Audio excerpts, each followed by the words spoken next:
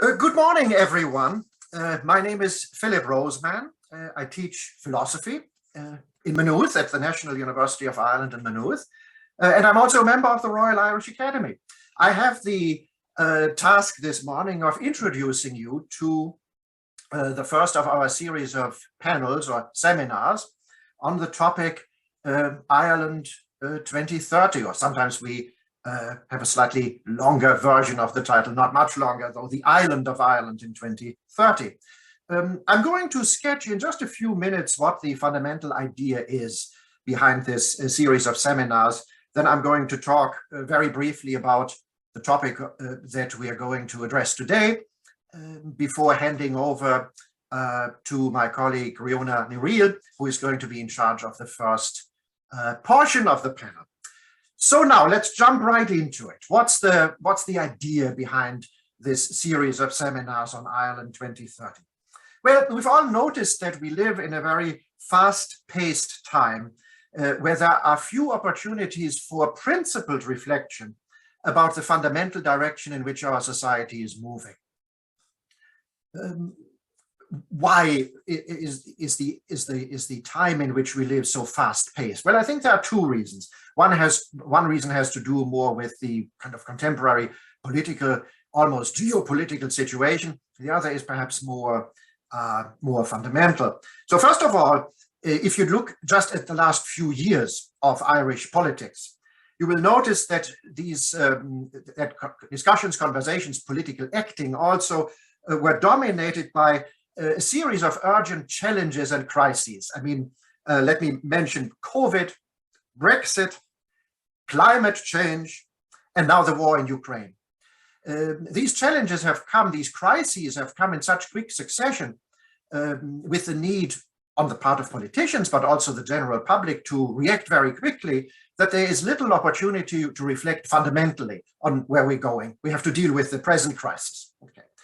That's the first reason why it's become very difficult to reflect in a fundamental way on where we want Ireland to be in 2030, which is, after all, only 8 years away, so some reflection would be helpful. There is a more fundamental reason, and that has to do with the general acceleration of life, which is one of the characteristics of the modern age in which we live. Life has become very fast. Why? Or how has it become very fast? Well, one factor there is simply the speed of transportation and communication.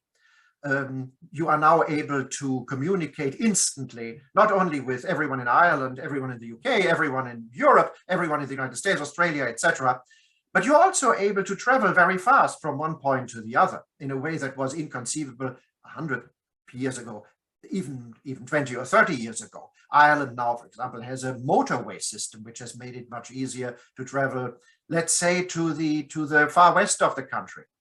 Irish friends tell me, older Irish friends who are of my generation will tell me of a time before the motorway to Cork was built and how much time it took to travel from the Dublin area down to Cork.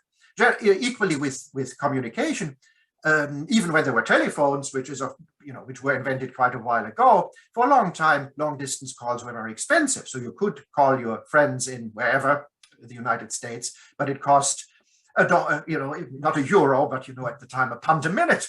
And so this was all very limited. So speed of transportation and communication has accelerated on our lives. Another factor here is the very rapid depletion of natural resources, in particular the famous fossil fuels, which is undoing a process that it has taken 650 million years in Earth's history. What I'm trying to say here is this: when you stand at the petrol station and get yourself petrol or diesel, fill that into your car, you're putting something into your car that it took nature 650 million years, up to 650 million years to produce coal, fossil fuels, etc., as processes of gradual deterioration and compression and so forth of organic fibers. Took such a long time, and we're bringing up these fossil fuels to the surface of the earth and burning them within the span of a couple of 100 years, which is causing a huge environmental crisis. But you see, what's at the heart of this environmental crisis is not the fact that we burn a little coal or we burn a little oil. It has to do with the acceleration. with the rate at which it's done. And finally, what accelerates our life is the credit economy, or one could also crudely simply call it capitalism. One of the central feature of capitalism is the fact that we're able to take out credit in order to finance investments now that are based on expectation of profits and labor in the future.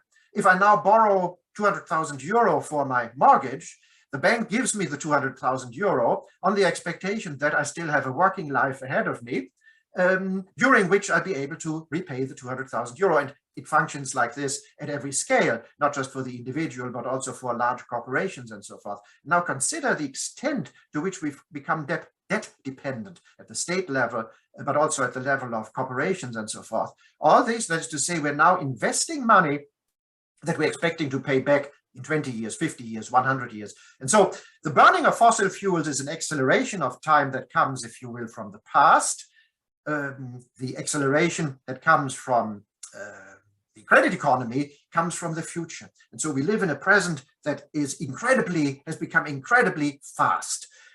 Philosophers, sociologists, theoreticians have given thought to this. I mentioned two names. The French philosopher Paul Virilio has written on acceleration, as has the German sociologist Hartmut Rosa.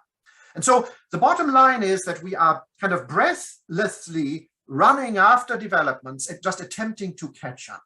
That's the general atmosphere, not only in politics, but also in theoretical discourse.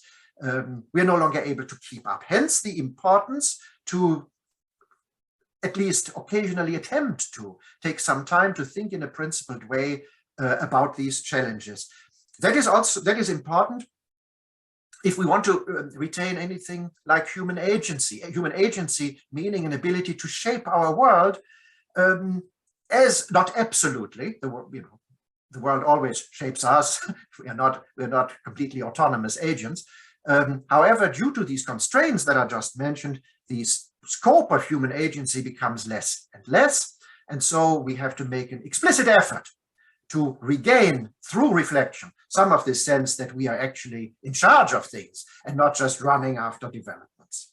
So, within the Royal Irish Academy, two committees, the Committee for Ethical, Political, Legal and Philosophical Studies and the Coiste na Gaeilge, have teamed up in order to organize this series of seminars. There's going to be 4 seminars, the first today, obviously, on the following topics: technology and Irish culture, digital citizenship and governance next week, then in 2 weeks' time, sustainability, and finally, the role of the state. I will now not attempt to sketch the content of each of these seminars, but just say one word about today, technology and Irish culture. We want to begin with the topic of Irish culture, understood also as a culture that is tied to the Irish language, because we want to avoid the impression that culture is just some kind of afterthought, which comes after the really important things. That's an impression one can sometimes get from public discourse. Everyone talks about the economy, everybody talks about technology, and then occasionally, in the context of keeping people entertained, there is a mention of culture. But culture is absolutely central to human flourishing, which is why we want to begin today with a consideration of what really the effects of technology on Irish culture, asking in particular the question of what the relationship is between positive and negative effects. On the one hand, one could say technology homogenizes everything. Everyone just watches American Netflix and no longer pays attention to anything that is local or Irish. On the other hand, however, this contemporary technology, the digital age, also has made it possible to promote Irish culture and the Irish language in ways that were impossible before the digital age. And several of the speakers today are going to talk about precisely those more positive aspects. So I would like to thank all my colleagues on these 2 committees who have worked hard to put this series of seminars together. And I also don't want to complete my remarks without thanking Vanessa Carswell of the Royal Irish Academy, who has invested an enormous amount of time and energy and enthusiasm into helping us make this a possibility. I now hand over to my colleague Riona Nireel, who teaches modern Irish at the National University of Ireland in Galway, and who is going to chair the first part of our panel today. Thank you very much to everyone, and over to you, Riona. Philip.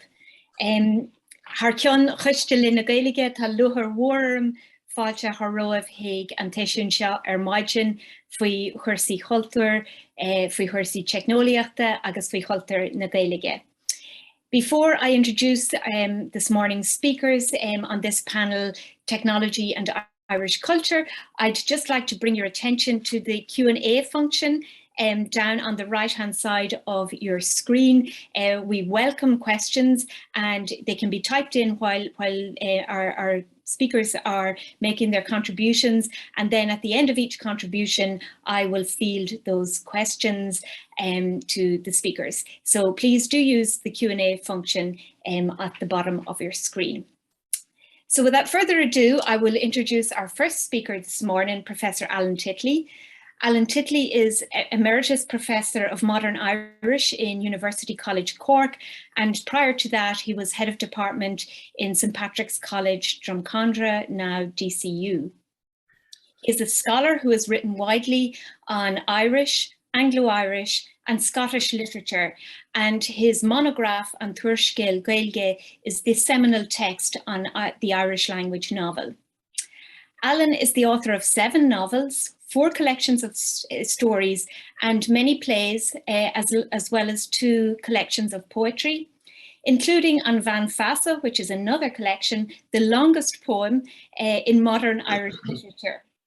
He has also written documentary films for television and has presented his own Scéal na Gaeilge, the story of Irish, on TG Ceathair. And the title of Alan's talk today is On the Need and Use of Getting Irish Literature into the Future. So, Shalata Alan. Guru Mil Magat, Riona. Thank you everybody for listening and watching so far. When I was asked to imagine Ireland and the place of the Irish language, literature and culture might have in it in 2030, I had to swallow hard. It's difficult enough to examine a past, which is always changing, almost impossible to assess a present, which is in constant flux. And so what chance is there to imagine a future which will never be what we think? I have a long list of books and articles foretelling the future, and they are all wrong. I considered crystal balls and tea leaves and gastromancy and Columkill and Nostradamus, but I lack the interpretive gadgets to unlock any of them. Even worse, I think, is the link that has been made with a possible Celtic revival. As scholars are hardly agreed as to what the word Celtic means, we are in a bit of a bind. The beginnings of what we generally call the Celtic Revival is now 150 years old. We could put a stake in the ground somewhere to inform us when it started, and another stake in its heart telling us finally when it croaked. But a good beginning might be Matthew Arnold's On the Study of Celtic Literatures, published in 1867. It at least marks the beginning of when that unfortunate phrase began to be used with any scope. Matthew Arnold didn't know that much really about Celtic literature, and particularly not about Irish literature. His main source seems to have been O'Curry's lectures on the manuscript materials of ancient Irish history, not exactly trustworthy when it comes to the range of the subject. His other sources were books of grammar, not generally known for their manifestation of the creative imagination.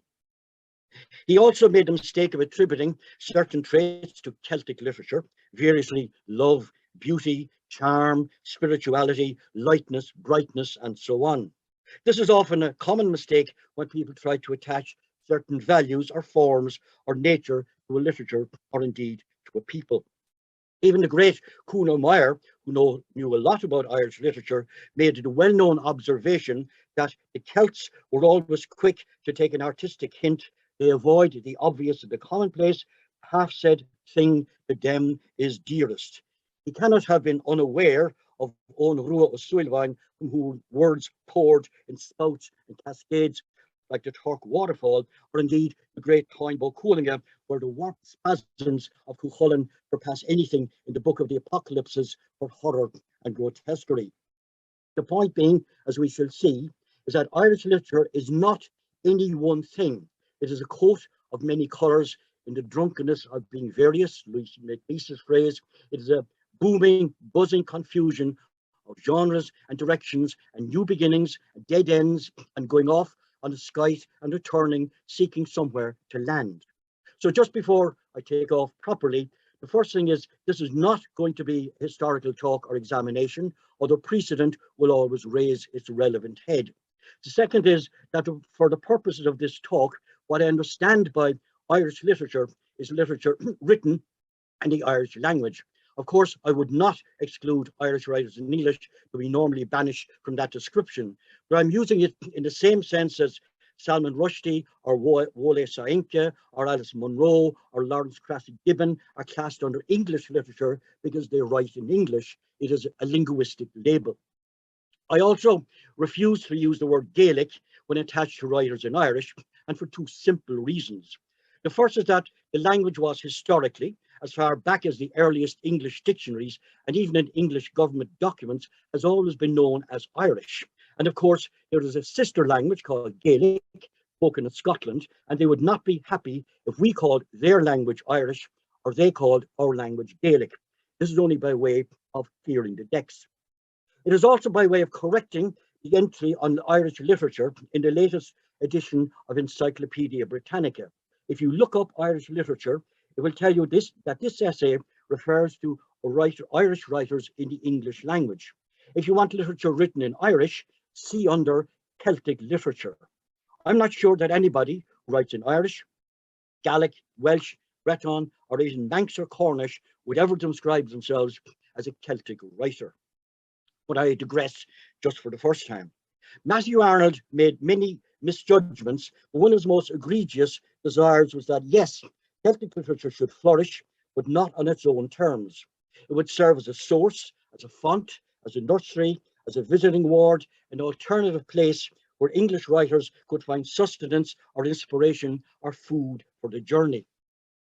A point is that there is no inevitable course of history.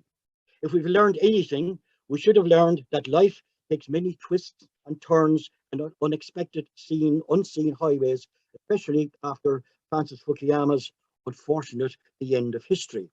The same history is not amenable or reducible to either Marxist futurology, Christian eschatology, or the myth of progress. History is one series of ruptures after another. Even cultural upheaval is not easily explicable. Nobody in Italy saw the Renaissance coming. One wit said that the Renaissance was caused by a drought in Central Asia. This drought drove the Turkic peoples west and consequently destroyed the Byzantine Empire with a center in Constantinople, now Istanbul. This hounded the scholars and artists further west into Italy, bearing with them the wisdom of the ancient world. These were the horsemen of the Renaissance who clobbered the established late medieval society. Simple maybe, but not without a smidgen of truth. From where did the great Tudor burst of English literature come from? Was it their new nationalism, its conflict between religions, increased literacy, its pirates on a high main winning seas for England while we piddled in puddles of the past, to misquote Patrick Kavanagh? Maybe all of these, or some, but none of it adequately explains the bursting forth of Shakespeare and Marlowe and Bacon and Donne. The golden age of Russian literature in the 19th century, Pushkin, Lermontov, Gogol, and later Tolstoy, Dostoevsky, and Chekhov, while conscious of Western influences, really owe little or to anything and anybody outside of Russia, as J.B. Priestley put it. Yes, they were part of the ever-burning conflict between Russia as a European voice looking to the West and the call of Holy Russia, a land apart, a guardian of the Russian soul, sometimes holy, sometimes not so much. There are elements of this playing out today, but unfortunately not just on the pages of books. I sometimes surmise that these elements, or some of these elements, or some of these were part of the dichotomy in the project of the first Celtic Revival. Although it is hard to parody excess, it is easy now to snigger at the worst manifestations, going into the fairy wood and fishing for magic trout, or prancing up the airy mountain and down the rushy glen, and the host of the Shee rushing around the summit of Knocknarea, and the mist rising in a golden yawn. But it might be better to see it as just one part of that great intellectual movement which raged and shone at the end of the 19th and the beginning of the 20th century, what Lady Gregory once called that great stir of thought which led to the foundation of the Irish Free State. If we mean something like that by a Celtic revival, some great stir of thought and imagination, we're talking about something else, and we are really going places. The question then arises, are we on the cusp of something new? Are there stirrings of new things? Is there an intellectual ferment in our culture and time and place which would lead to renewal, a revivification, a realignment? And if so, what part would the Irish language and Irish literature play in such a change? If there is, we can be sure of one thing. If there is to be a Celtic revival, it will not in any way resemble the last. Lady Gregory was right.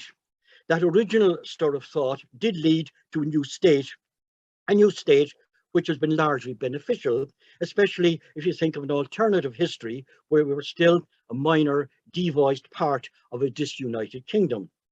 While we rightly excoriate great swathes of our past, particularly a kind of narrow Victorian Puritanism which infected much of our art, there were successes too.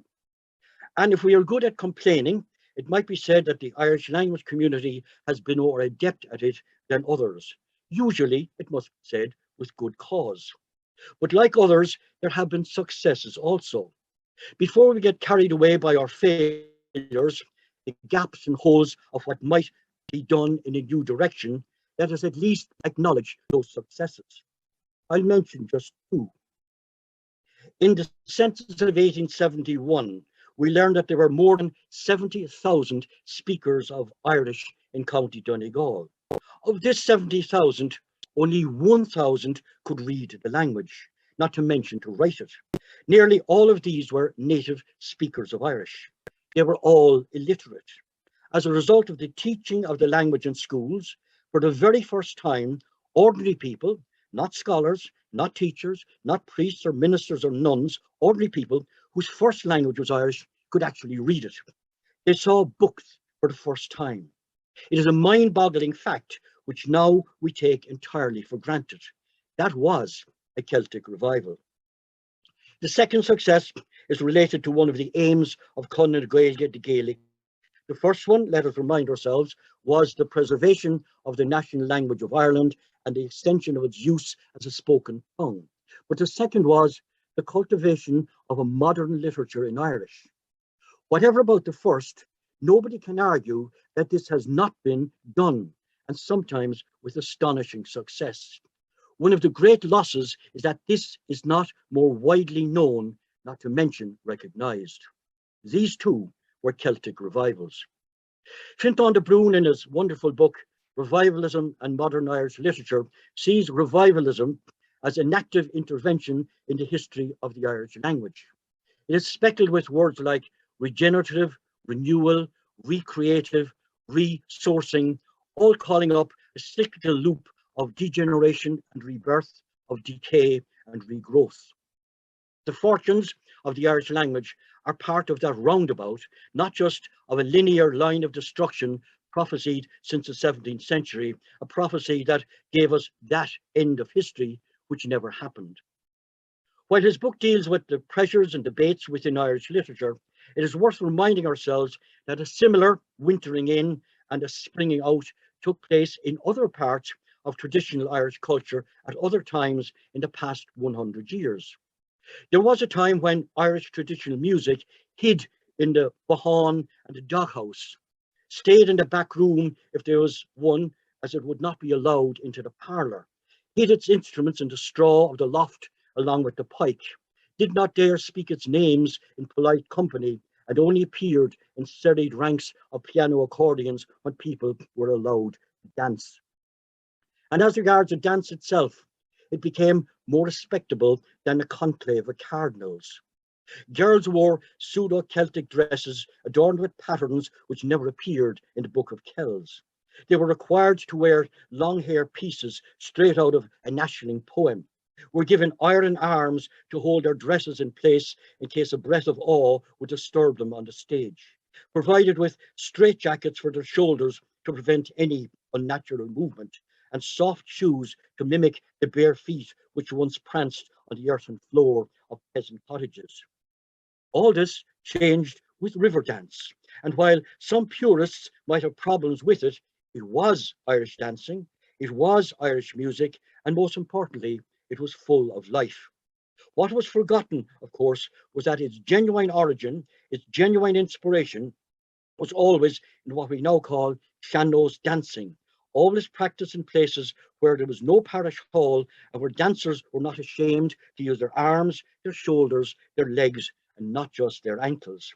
It is revealing now that this dancing is one of the highlights of the Oireachtas, the annual Irish Festival of Literature, Storytelling and Music. Music and singing came out of a similar silence of smothering, perhaps starting with the ballad boom of the 1960s, but certainly with the genius of Sean O'Riordan and Ceoltóirí Pólan, which gave rise to the chieftains who conquered the world. When Paddy Maloney died last year, he had an obituary editorial in both the New York Times and Times of London. And while I cannot see a sean-nós singer reaching those heights, maybe a traditional, unaccompanied song, rather than flashing lights, exploding colours, mountains of mist and helicopters landing on the stage in the Eurovision Song Contest, might be a revolutionary move. Revolutions do happen. The point is obvious. Irish culture has a lot to offer the world, only to let it be and let it breathe. It has a lot to offer us ourselves, we, us, Shinge, Mwine, Mwide too, and maybe parity, or at least recognition, would start at home. There's an initial point to be made about things that do good here. It is a blunt point, not one to stake your fortune on, but one that bears thinking about nonetheless. I said that the release of Irish singing, balladry and music from the hidden back rooms and the smell of the mud cabin may well have begun with the ballad boom of the early 1960s. This boom began with the Clancy brothers in the United States. They were big there before they became big here, or more likely, they were big here because they were big there first. This seems to me to be even vaguely a pattern which repeats itself. Even less relevant, examples such as the Cranberries, who spent a while trying to gain a foothold here, only to become huge when they cracked the US fame barrier. A truly awful and execrable book such as Frank McCourt's Angela's Ashes was hanging around in the silent slums of literary Ireland for at least a year before it made a huge splash in the cesspit of publishing in the United States. Then, having correctly ignored it, we suddenly were told to look up and see that it was good. I hate to use the word cultural cringe, but if it cows like it, bows like it, and craws like it, it may well be the case. A further instance is one of the rivulets of critical theory when it dribbled onto our shores in the late 80s and early 90s of the last century. Happily, the excesses of that phase are as dead as the giant-toothed duck-billed platypus. One of the more interesting of these tributes was post-colonial theory. People here embraced it, not knowing that we were practicing it for nearly 100 years. When Daniel Corkery published his revolutionary hit in Ireland in 1924, it became the subject of mockery and superior disdain and was jeered at being narrow and even bigoted in some quarters. What lesser brains didn't realize was that they were reading one of the finest books of post-colonial theory ever written. When the big beasts of post-colonial theory arrived, Edward Said, Cano Brathwaite, Homi Bhabha, they were hailed as the great saviors. What they didn't realize was that virtually all criticism in Irish for decades was part of a post-colonial criticism. The point is, there is stuff we know about in Irish and in Ireland that we don't always need to be validated from abroad. Validation is best when it comes from within. It's worth repeating. Sometimes we are ahead of the fashionable pack, only to recognize it ourselves in the first instance. The experience of Irish literature is one that is instantly recognizable around the world, but not by the cosmopolitan elites. It is something we should exploit, if not exactly revel in all the time. There is always a need to get back to our own rough ground if something didn't often seem to block the way. Irish revivals or regenerations, in Fintan de Bruin's terminology, are regularly seeking to attach themselves to some other star to hitch a ride from different chariots. And I have a lot here which I'm going to skip forward. Obviously, it was linked to cultured nationalism for a while, even though I think somebody like Moira Vini Lyra or Patrick Derneen wouldn't have recognized what the word cultured nationalism meant. A poet like Anthony Raftery in the 19th century put it succinctly when he said, "The Gael Chahard le Gaul." What the Irish wanted was to be same as everybody else, have the same standard and so on. And later on, of course, there was a strategy to link Celtic literature, Irish literature in this case, to a Catholic revival of a kind of post-famine, newly minted dominant Catholic clerical ethos. And there were, I remember one critic saying that in Irish, that they were, what they do was Irish was a language unpolluted with the very names of monstrosity of sin, which are the commonplaces of life in English-speaking countries. Something you can't readily agree with, because you would learn about exotic sins if you read some of the Irish language theology in the 17th century. We leave that apart. And then when we joined to the common market, as it was in December 1972, suddenly everything was European. I remember a discussion at a Merriman summer school when Dick Burke, who was Minister for Education, gave a big talk saying Brian Merriman was really a European writer. If you weren't European, you're absolutely nothing at all. And then, of course, in recent years, it's linked to ecology. There's a brilliant, short, succinct, cogent book by Professor Michael Cronin, which sets out this link with parity, entitled An Ghaeilge agus an Éachiúil Luíocht. It's a book of ideas, a book rich with suggestions, but I haven't noticed the Green Party taking any real notice of it. All of these strategies are excellent and appropriate in their time and tide. Irish is not isolated from the winds that blow and must be beholden to the greater world and all that goes on in it. It cannot be otherwise.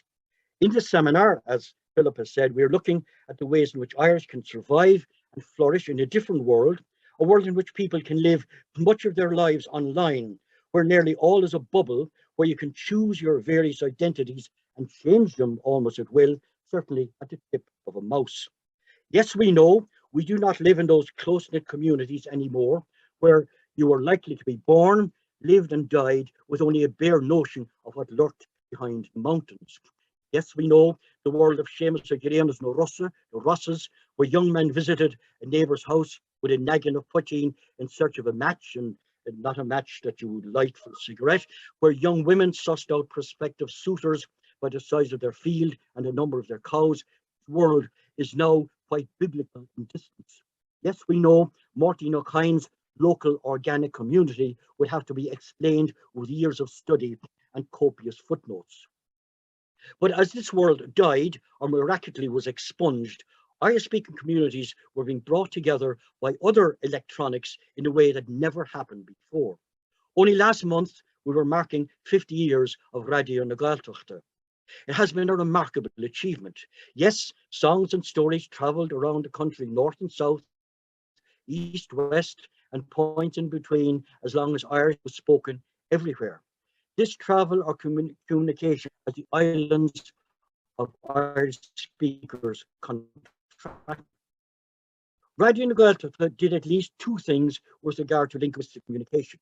It validated Gaeltacht communities as themselves, and it linked the various scattered Gaeltacht communities together as Irish-speaking regions in an Anglophone world.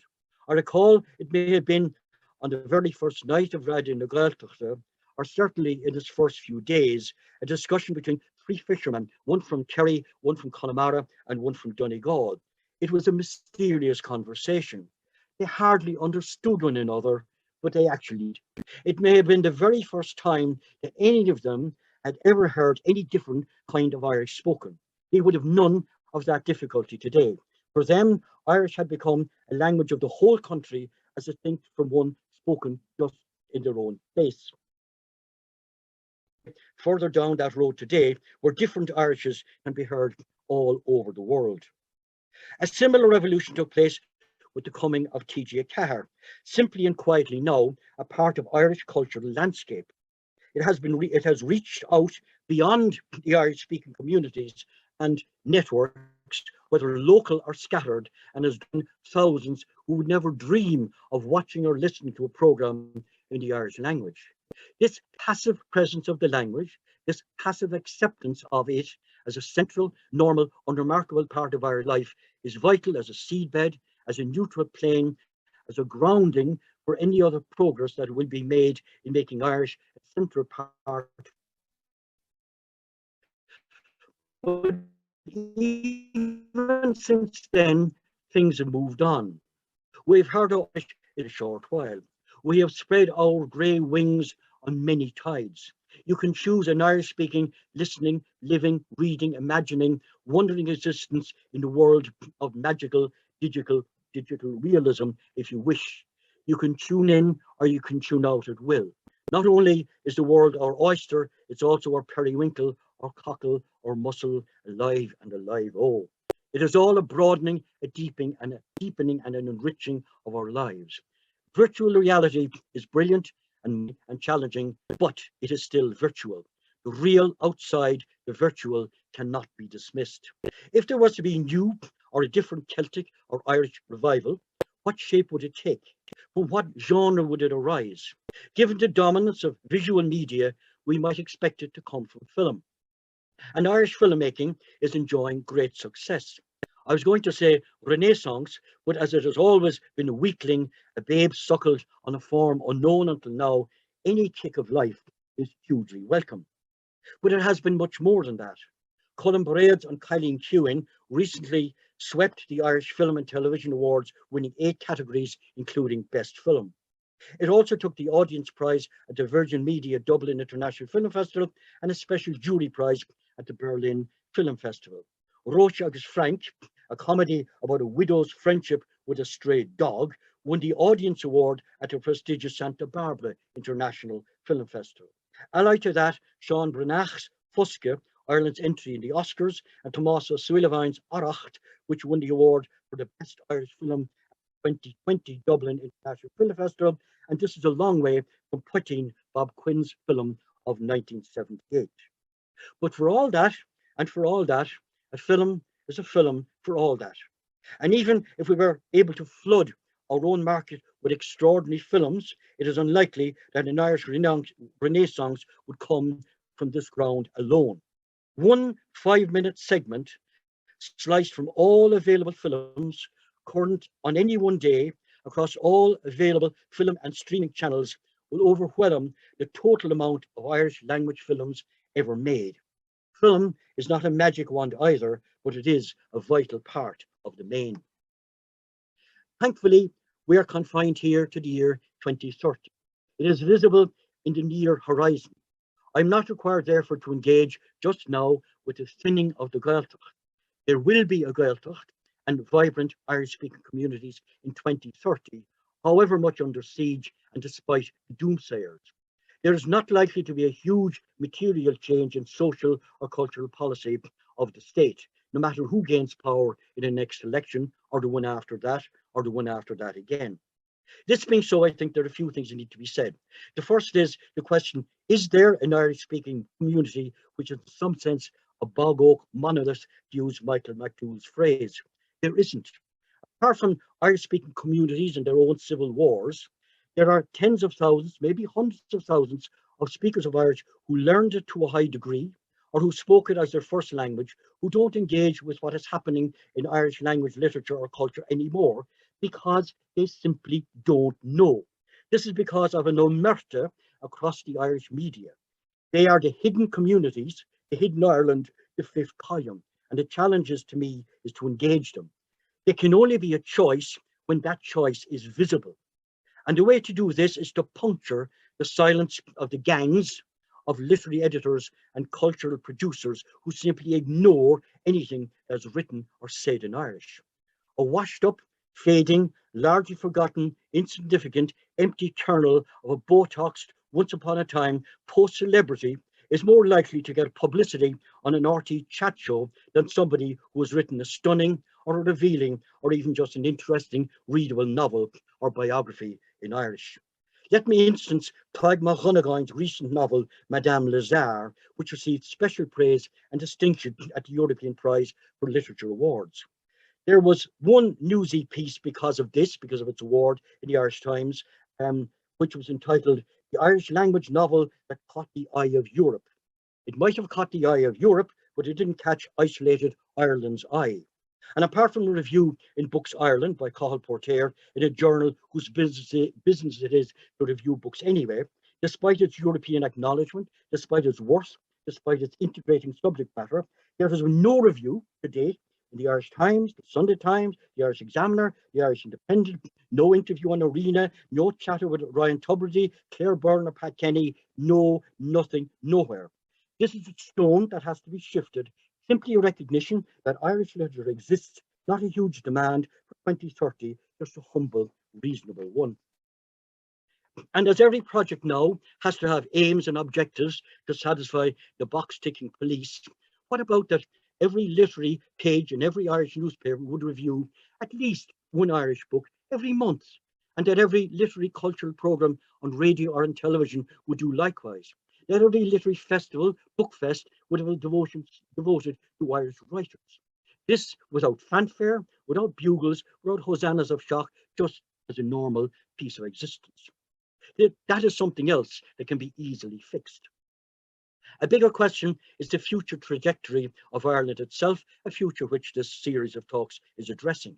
A recent book on contemporary Irish poetry in Ireland had the arresting title of Post-Ireland, clearly clanging the changes that there may be no such thing as a distinctive Irish voice in the world anymore. There was also a hint of a shrug of the shoulders, meaning, well, who gives a toss anyway? Yes, the good old Celtic vein has been sucked dry, and even Ireland itself may be a bone without a marrow.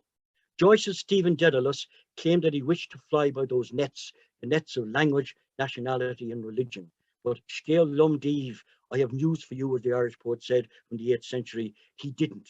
There is no escape from all those nets. The cultural debates will always rage on, and all of those cultural debates about identity will be haunted by the Irish language, even nothing else, as an irritant.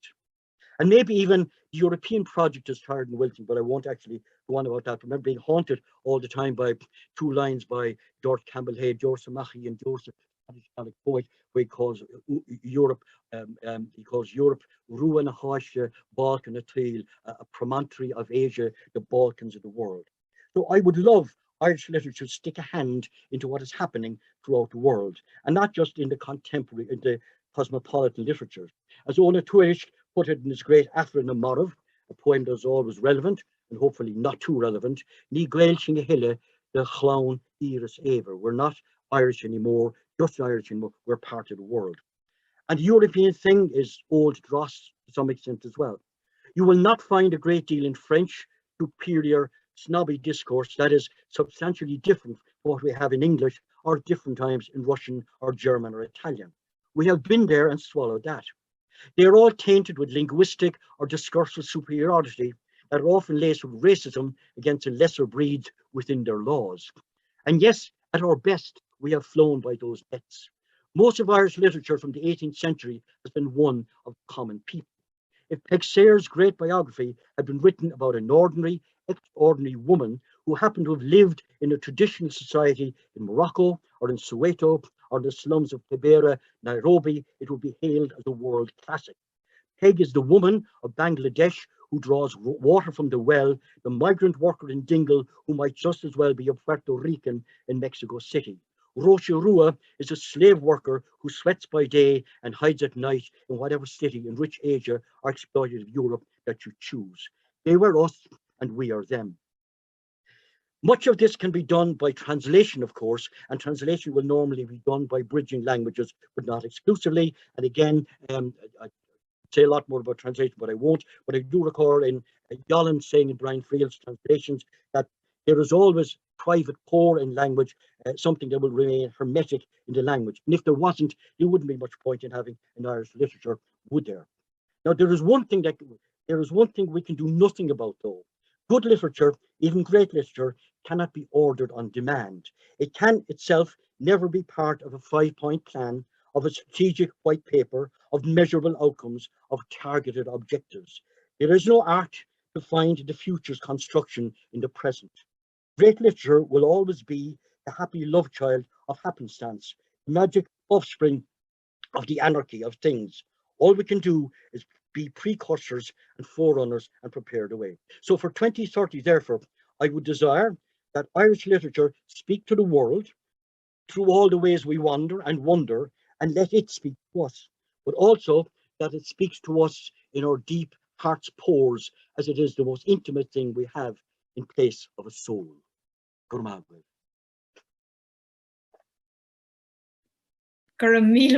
Alan.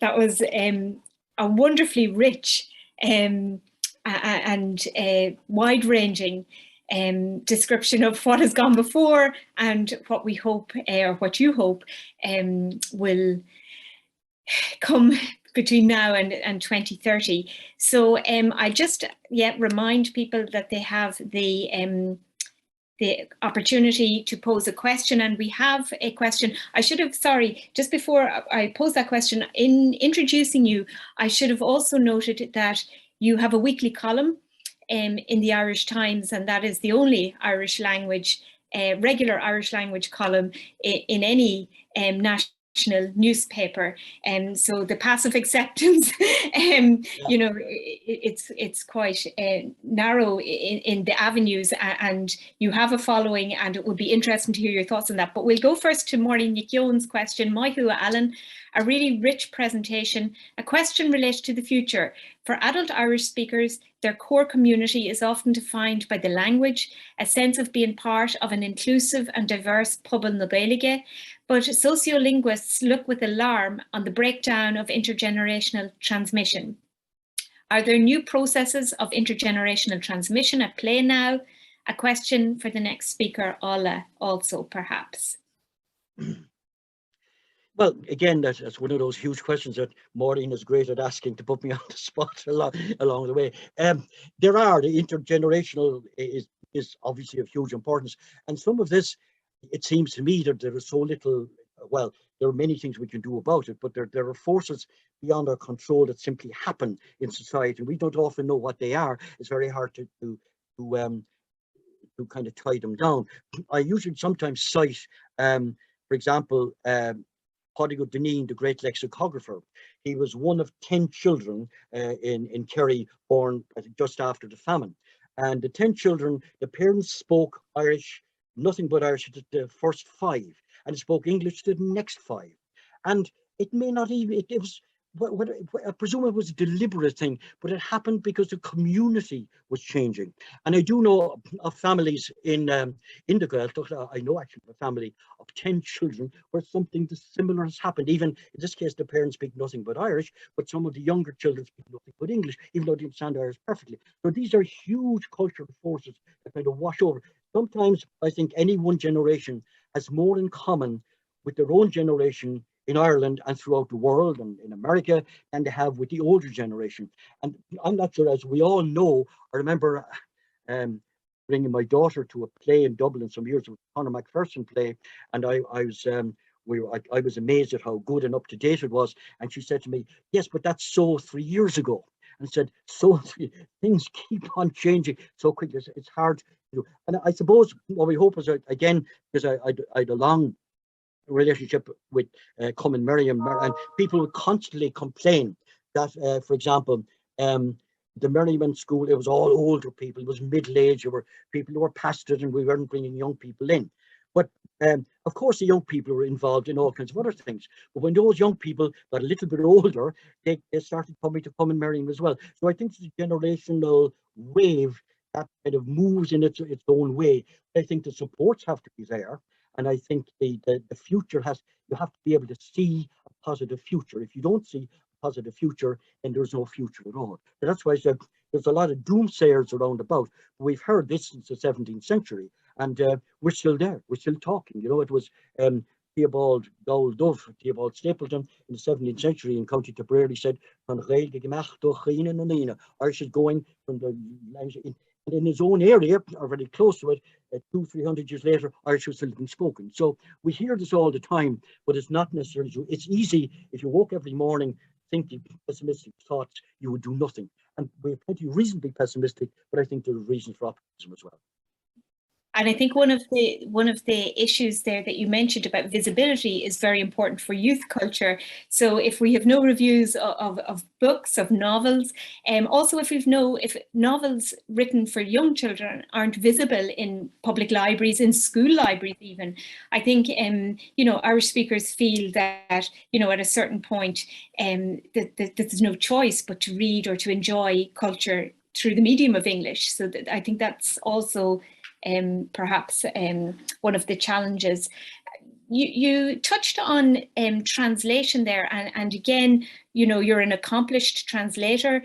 Martin O'Kine has received validation now from the outside and is being hailed as a European writer and as the triplet, along with Beckett and Joyce. Thinking about translation and then about also, I suppose, nurturing an Irish language writing community, how do we walk that very, dangerous line between feeling that, that translation is a sign of merit rather than perhaps nurturing young writers? Yeah, I think that translation, obviously, I mean, I would read a lot of translation, largely in English, from other literatures. And I know I'm reading a translation. I know I'm not reading the original. I know I'm losing something. But I also know that the other one is there. And it's like, what was it, Bertolt Brecht made a statement once that he was trying to make sure that people were in the theatre when they were watching play, that they were in the theatre, and he wasn't conscious of that. And somebody said, well, how come they didn't know they were in the theatre already? When you're reading a translation, you're reading translation. But I think it's vital, number one. And for many years, unfortunately, the only translation being done, particularly of prose, poetry fared a lot better. But the only one were things like An Old Woman's Reflections, It's a Pity That Youth Doesn't Last, the Blasket Classics. Now, there was a lot of that stuff was being translated as if Irish belonged to the islands around the coast only and not to anybody else. Now, that is changing. But still, it is hard. You mentioned Martin O'Kine, and yes, Shane Killa. Thankfully, the two versions, and Tim Robinson's and Liam O'Connor's great translation, much more accurate than my own and much more literal than my own. We got great publicity. But for example, there's the new book of his short stories, which has come out from Yale as well. Again, that hasn't been reviewed. No, that was all right because Shane Killa was known, but he was also known for short stories, and so there may even still be I'm not saying it's deliberate, but maybe a resistance to recognizing Irish literature at that level, and I think that's sad in its own way. So poetry fares much better because there's no regularly Irish poets will translate into English, but people will then look at the English as the original, which it isn't.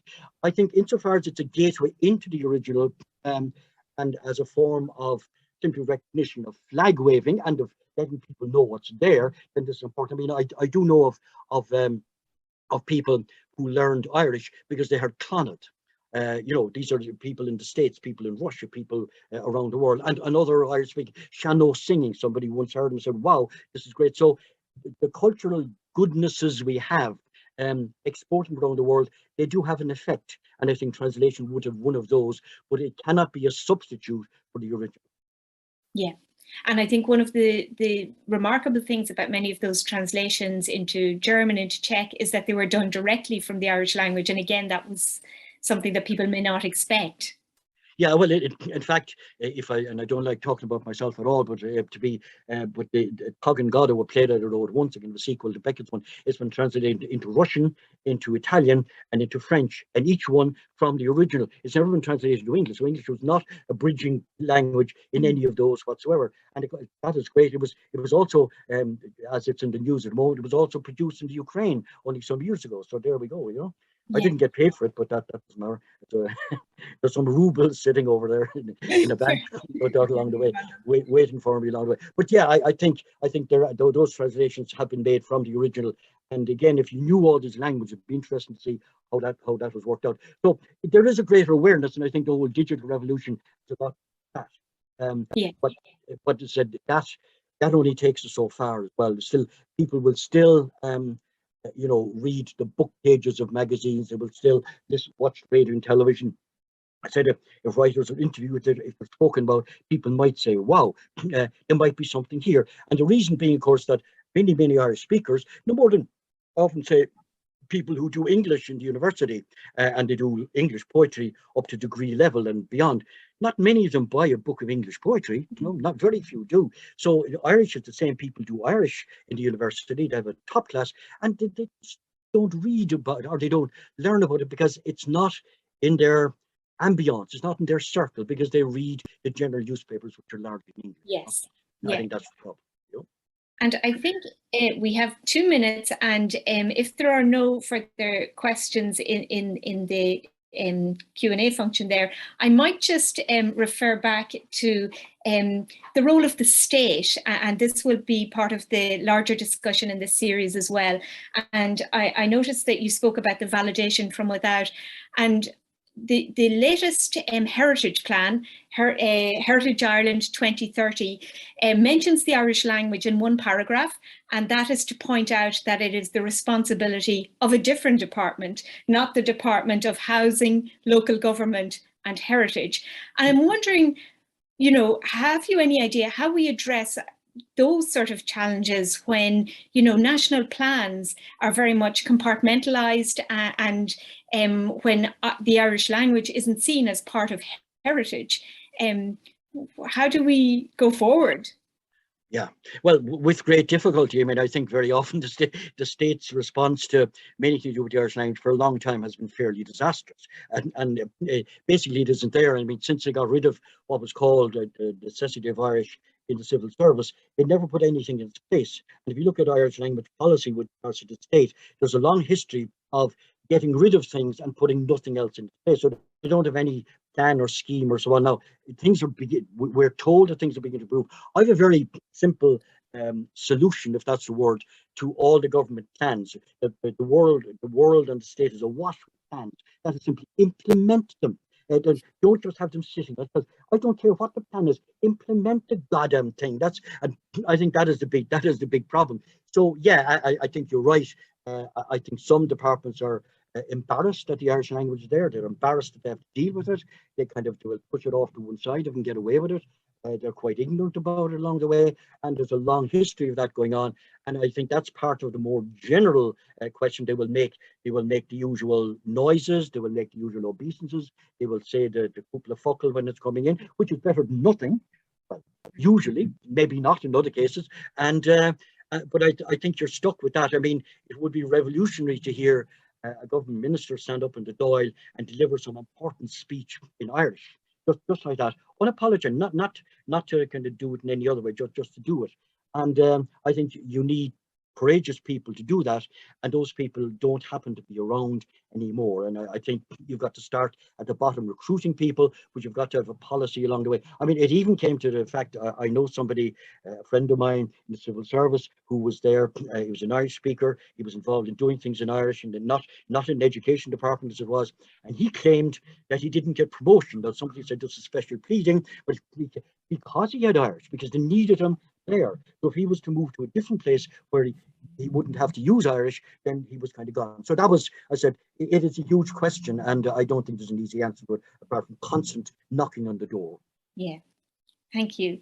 Listen, it is 10:30, and we're very conscious that you have put in 45 minutes of intense thought and reflection and answering our questions. So, there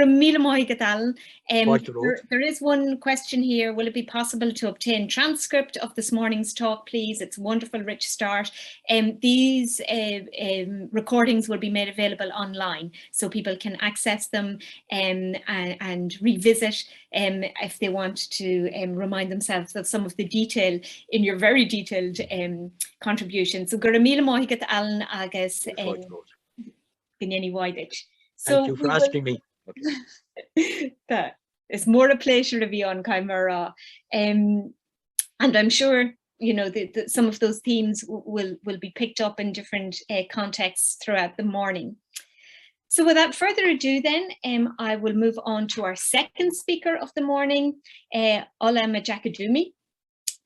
Ola is a graduate of the Institute of Art, Design and Technology, where she studied her BA in English Media and Cultural Studies and an MA in Digital Broadcast Production. Ola is a broadcaster, a freelance journalist and a public speaker. In 2018, she directed and produced the video What Does Irishness Look Like? And that video went viral. It was also screened at the Belfast Feminist Festival, the Belfast Film Festival, and the Rathmullen Film Festival.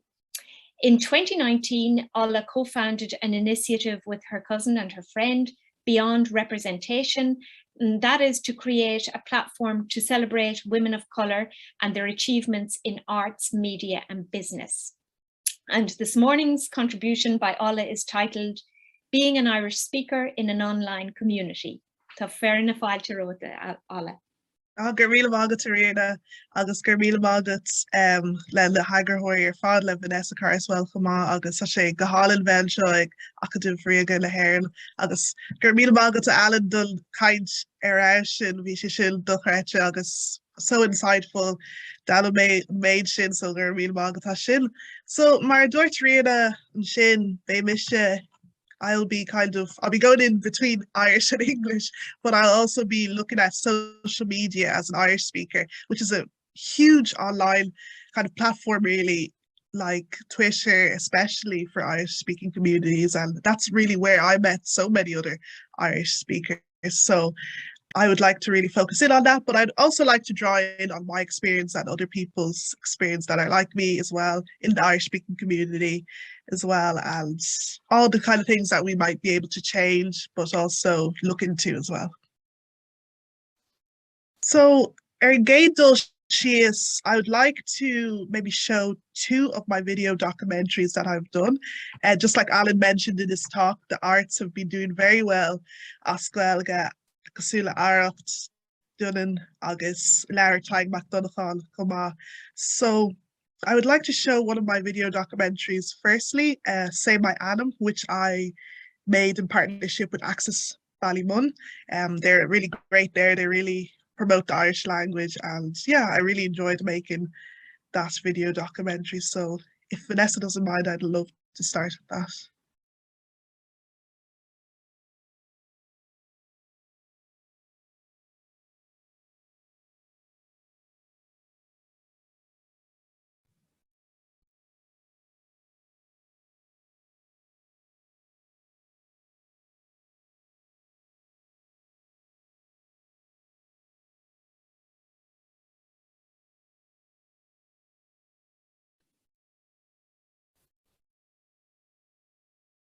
Is there sound, Vanessa? Yeah, there's an issue there.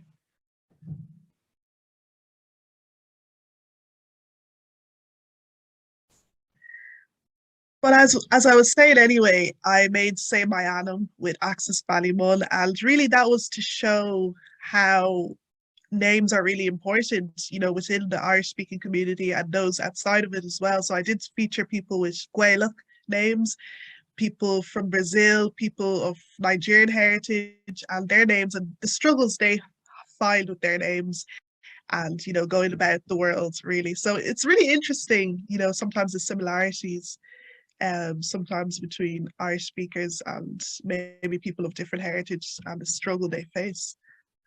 So I think I'll actually be able to play this myself if I share screen.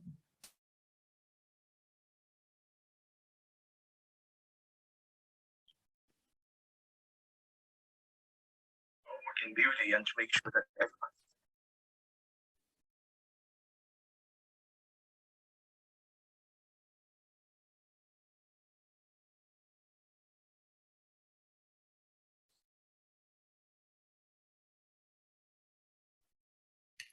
No sound again, I'm afraid, Ola.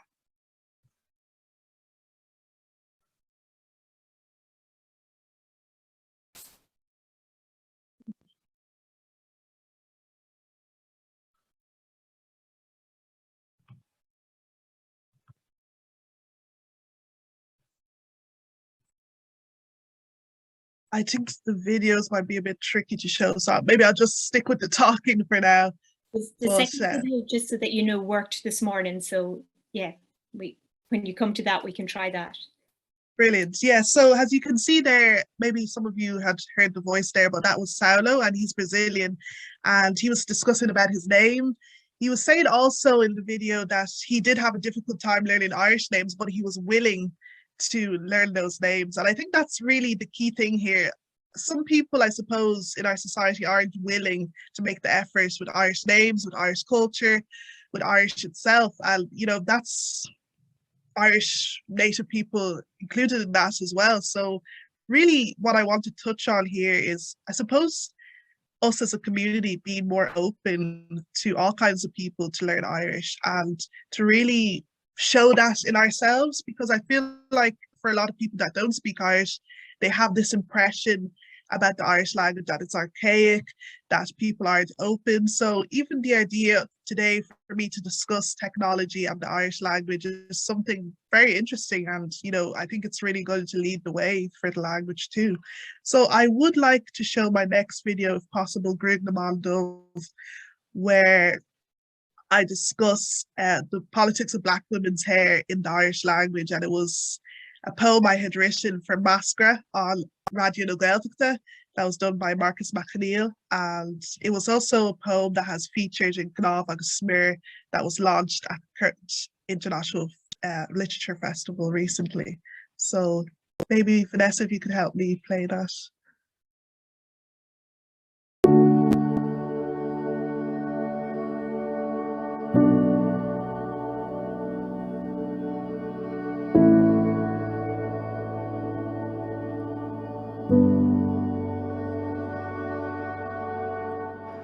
Tá diúltachas sa bhanan le Gruag na Mban Dubh. Suílim go minic ar céir dúirt an túdar tibh mal na ugas i díchi, maidir le Gruag bhal ar uachtarán Mheiriceá. Do mar rud é go raibh stíl le dúrtha ag Michelle Obama, níl sean sa láid go mbeidh Barack Obama sa teachbán. Mar saoilín chunas go mbeidh Mheiriceá geal sásta bhótachán de ar atá Mban Dubh le afro aige. sé sin chulas a aibrí le cníochas institútha a cara. Táid fí smacht go chfuil cúiseach. Fáilte go dain na Mban Dubh. Tá fear le banseach le céir de dúirt an túdóir i díchi. Mar Mban Dubh tá gá úlach a bhuiidir leat, de inscine, dá de crackan, gá rud a bhí agat nar tháinig tú as bhrill do bhathair. Nadidir céin fágúil fuaig roinnt daoine do na rudaí is ná dúrtha fuan. nó an bhfuil agla arthú roin. Tus go bhfuilimiid có láidir is cróga sa dail cruálach seo ag clóir le rudaí gur fua lo fuan. Or an rúg na dúrtha cáiteach fórsaí is ar grachan lán le menalin. Mban Dubh le afro. The staril is stíl grúga aithilta amachchas amach é sin. Ba himbal den bhíletucht bhí ann. Cheas an grúg sin do hiirse agus do chumasú. Táid dubh agus is leir sin mar leisceil dhaoine fua bheith acu dún. Ní ceistí mé, ghlacham leis, is ábhar iontasmuid tus go bhfuilimiid difriúil. Tá polítíocht faoi le a bhadan le Gruag na Mban Dubh, níl cad agam ar rá féile dhéanamh. Déanann an sucaí an rá an dún. Is é an sucaí i dhearan linn an cuma go cur go mbeadh airn. Agus is é an cuma sin, an measúlach dubh sin, a thugann an feicáil a ceart agus an cad cainte dún. Agus inis, cad é an scéal lumsa? Thug sé tamil ar an bheith muineach leis na stíalna na dúrtha a chatham inis. Lil sé có jazz feig brandú difriúil ó gach éine eile, deir táú óg agus sudanta a géirí bheith mar chuid den slua. Ach do mar rud ag bhéite leirlumm féin, nervhí minias ógar scoil ag géirí brandú mar na colony gala timpplairm. Deirhin, is lorthú féin mar tú féin, mar is rud jazz éú thulacht.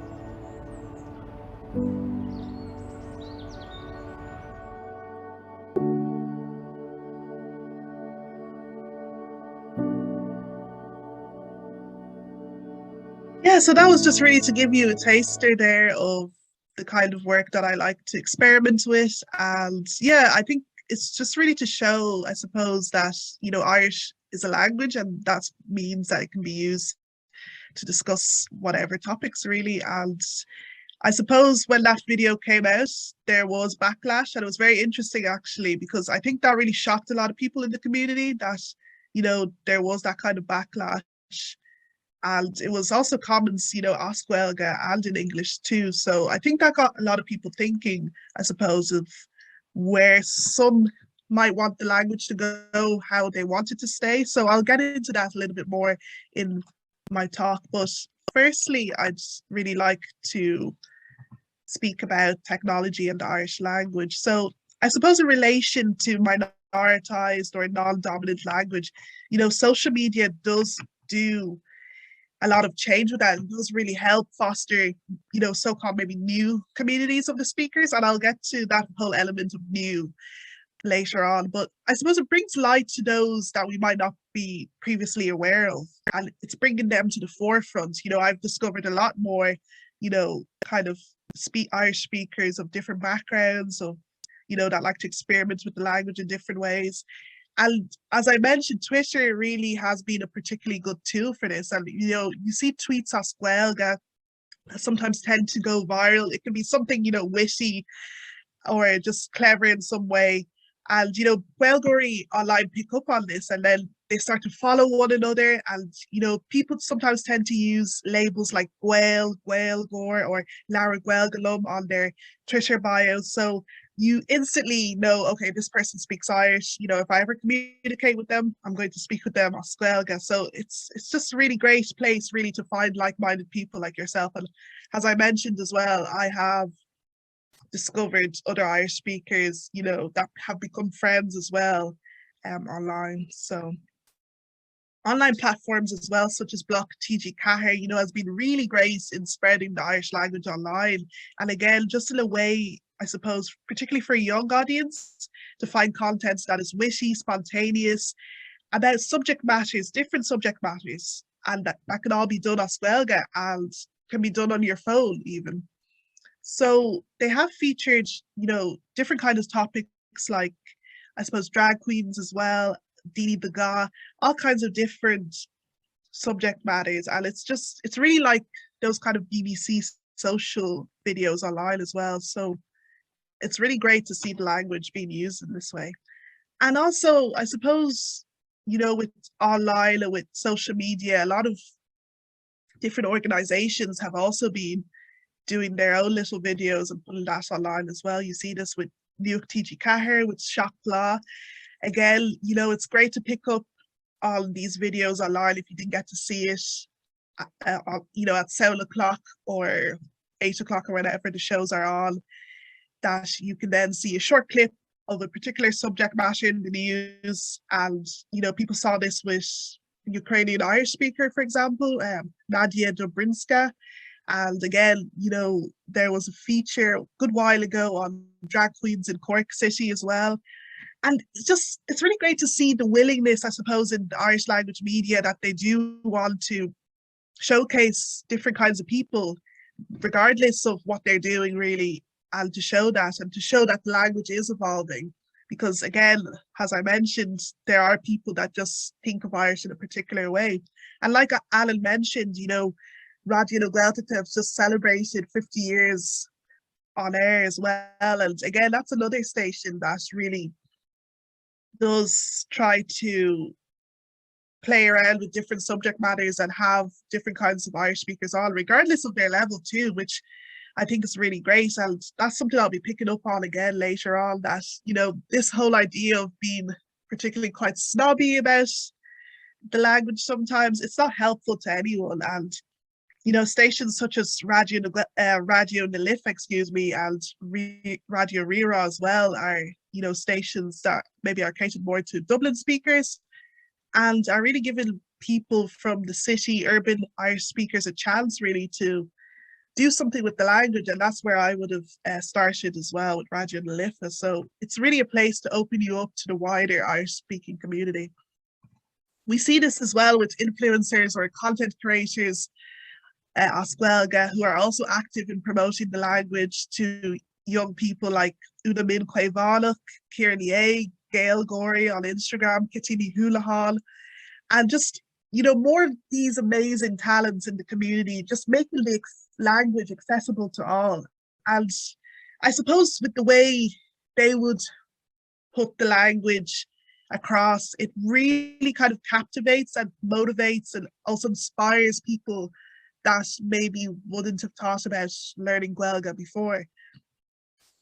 So, you know, as I mentioned, I have met incredible, you know, individuals, you know, online as well, such as Alan De Silva, who's an online friend of mine. He's Brazilian. He lives in Rio de Janeiro and he's studying Irish. You know, he's recently, I think, doing a thesis even, Oswelga, and I think combining Portuguese and Irish together. So it's great to see people like that online.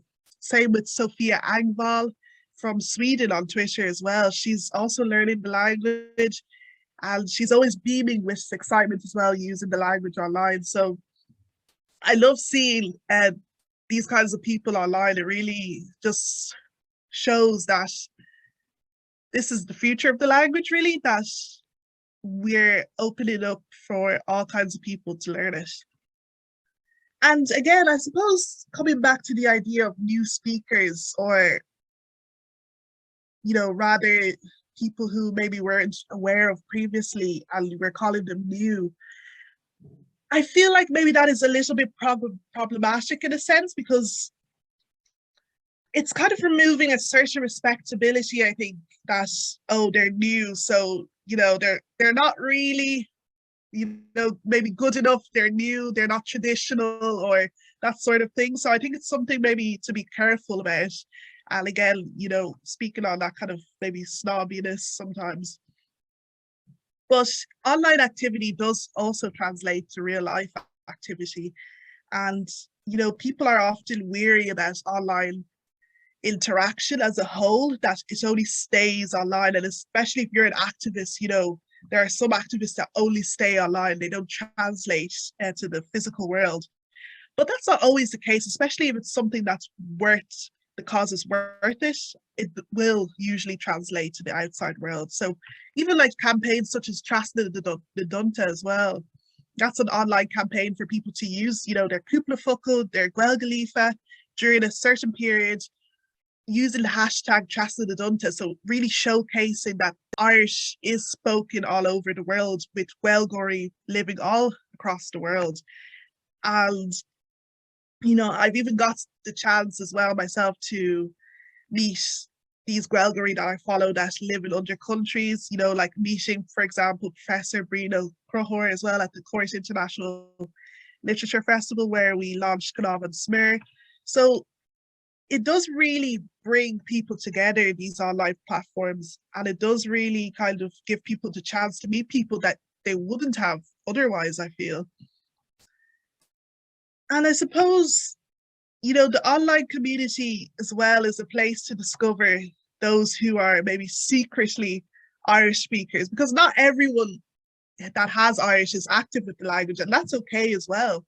We can't really expect people, I suppose, just because they have Irish to want to be active with it or to promote it. And I think maybe kind of forcing people into that is not really a great way to go, because people will do whatever it is really that they want to do. And I remember it was a whole big thing when a comedian called Michael Fry had come out and was kind of, everybody had realized that he has Irish, and people were really shocked about that. So I think, yeah, those kind of little incidents are really kind of funny as well. But Again, the pop of Gueltic as well is another example of something that translates to the physical world. You know, I love going to the pop of Gueltic. I haven't had a chance yet since after the pandemic, but when it started in 2016 with Pader Claivanig and Oscar Kira, it was just a really great way for everyone that has Guelga or Cúpla Focal or, you know,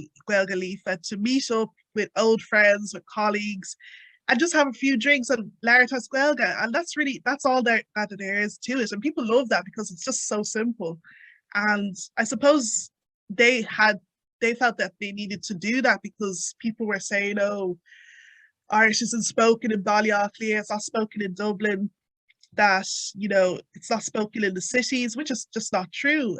We see movements like Ballyauchlia La Guelga now, that's a new movement, and they just celebrated Lá Mór La Guelga as well just last Sunday. So again, I'll come back to that later.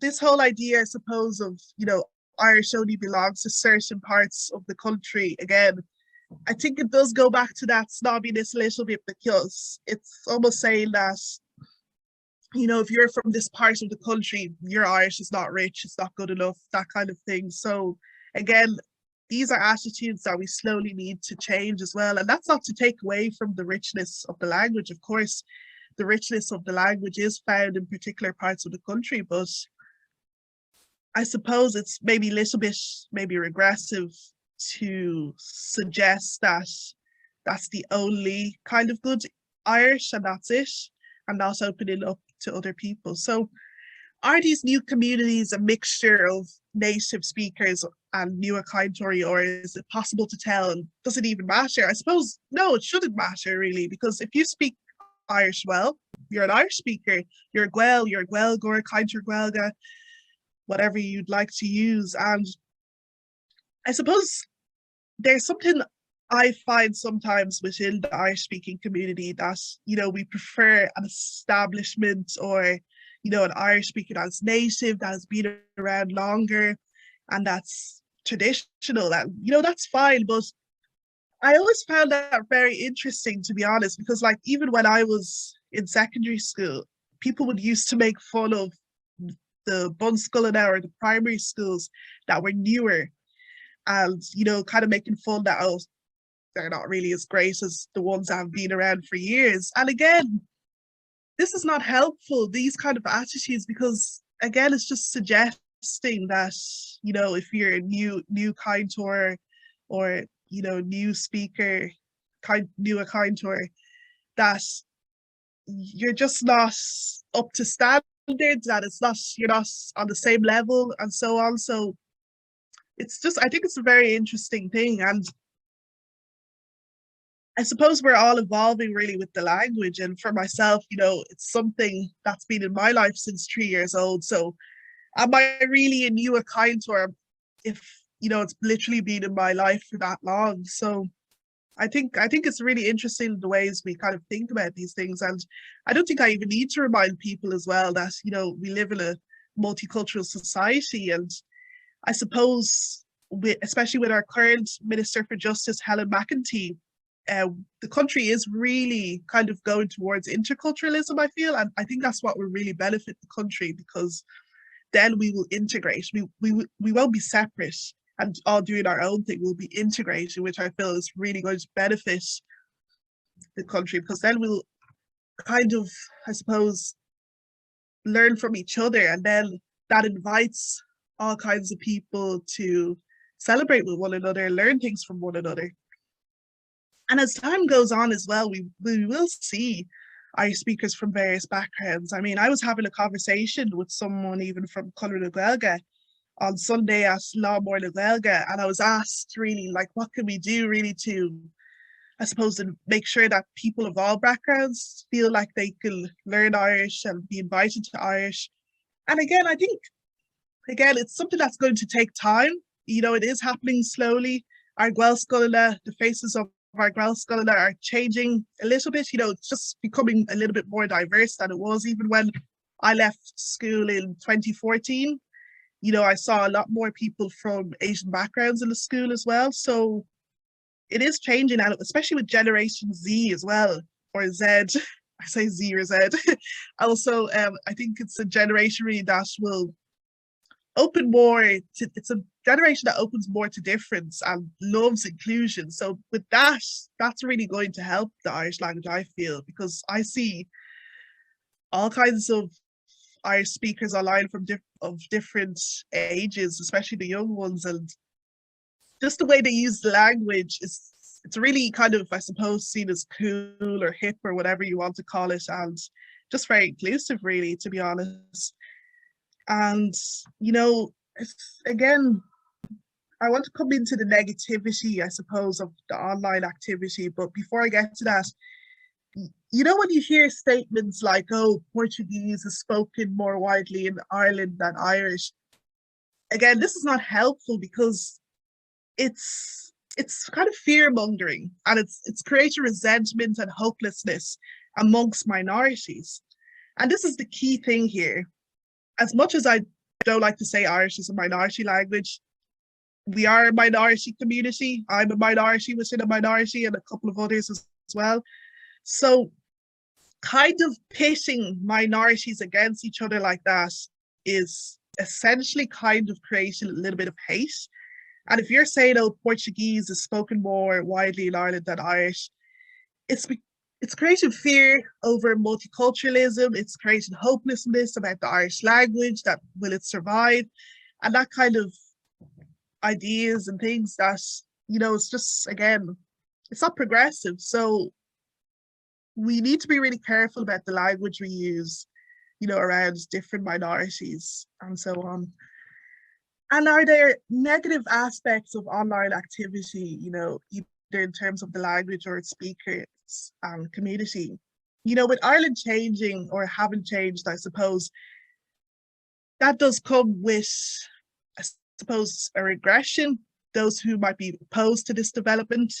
So as a creative, a Black creative or a creative of color, anyone knows this, we know this, that you will get online hate if you have produced content that is successful and have shared it online. And with that video, Grúg na Man Dubh, I remember that was probably the worst hate I got, I think, because quite a few people were, not even quite a few, gosh, there was hundreds of comments on YouTube, hate comments, just really being angry that I would use the language in that way to speak about race. And people saying things like, oh, don't bring American culture into our language and that kind of things.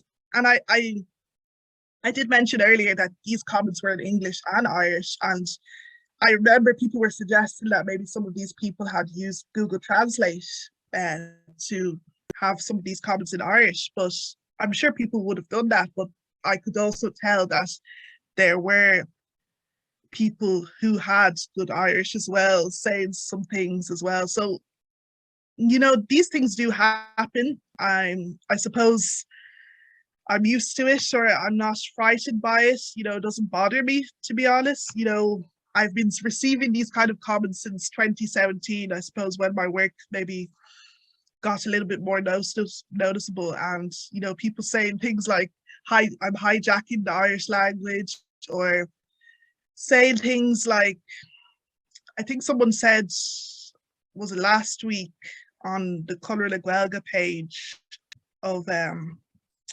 was highlighting my work, they said something like Savalahor or Jangeg Tefig. And comments like that don't really get to me, but that one particularly did a little bit, because I felt a little bit othered within a minority then. And it just kind of made me feel like, I suppose,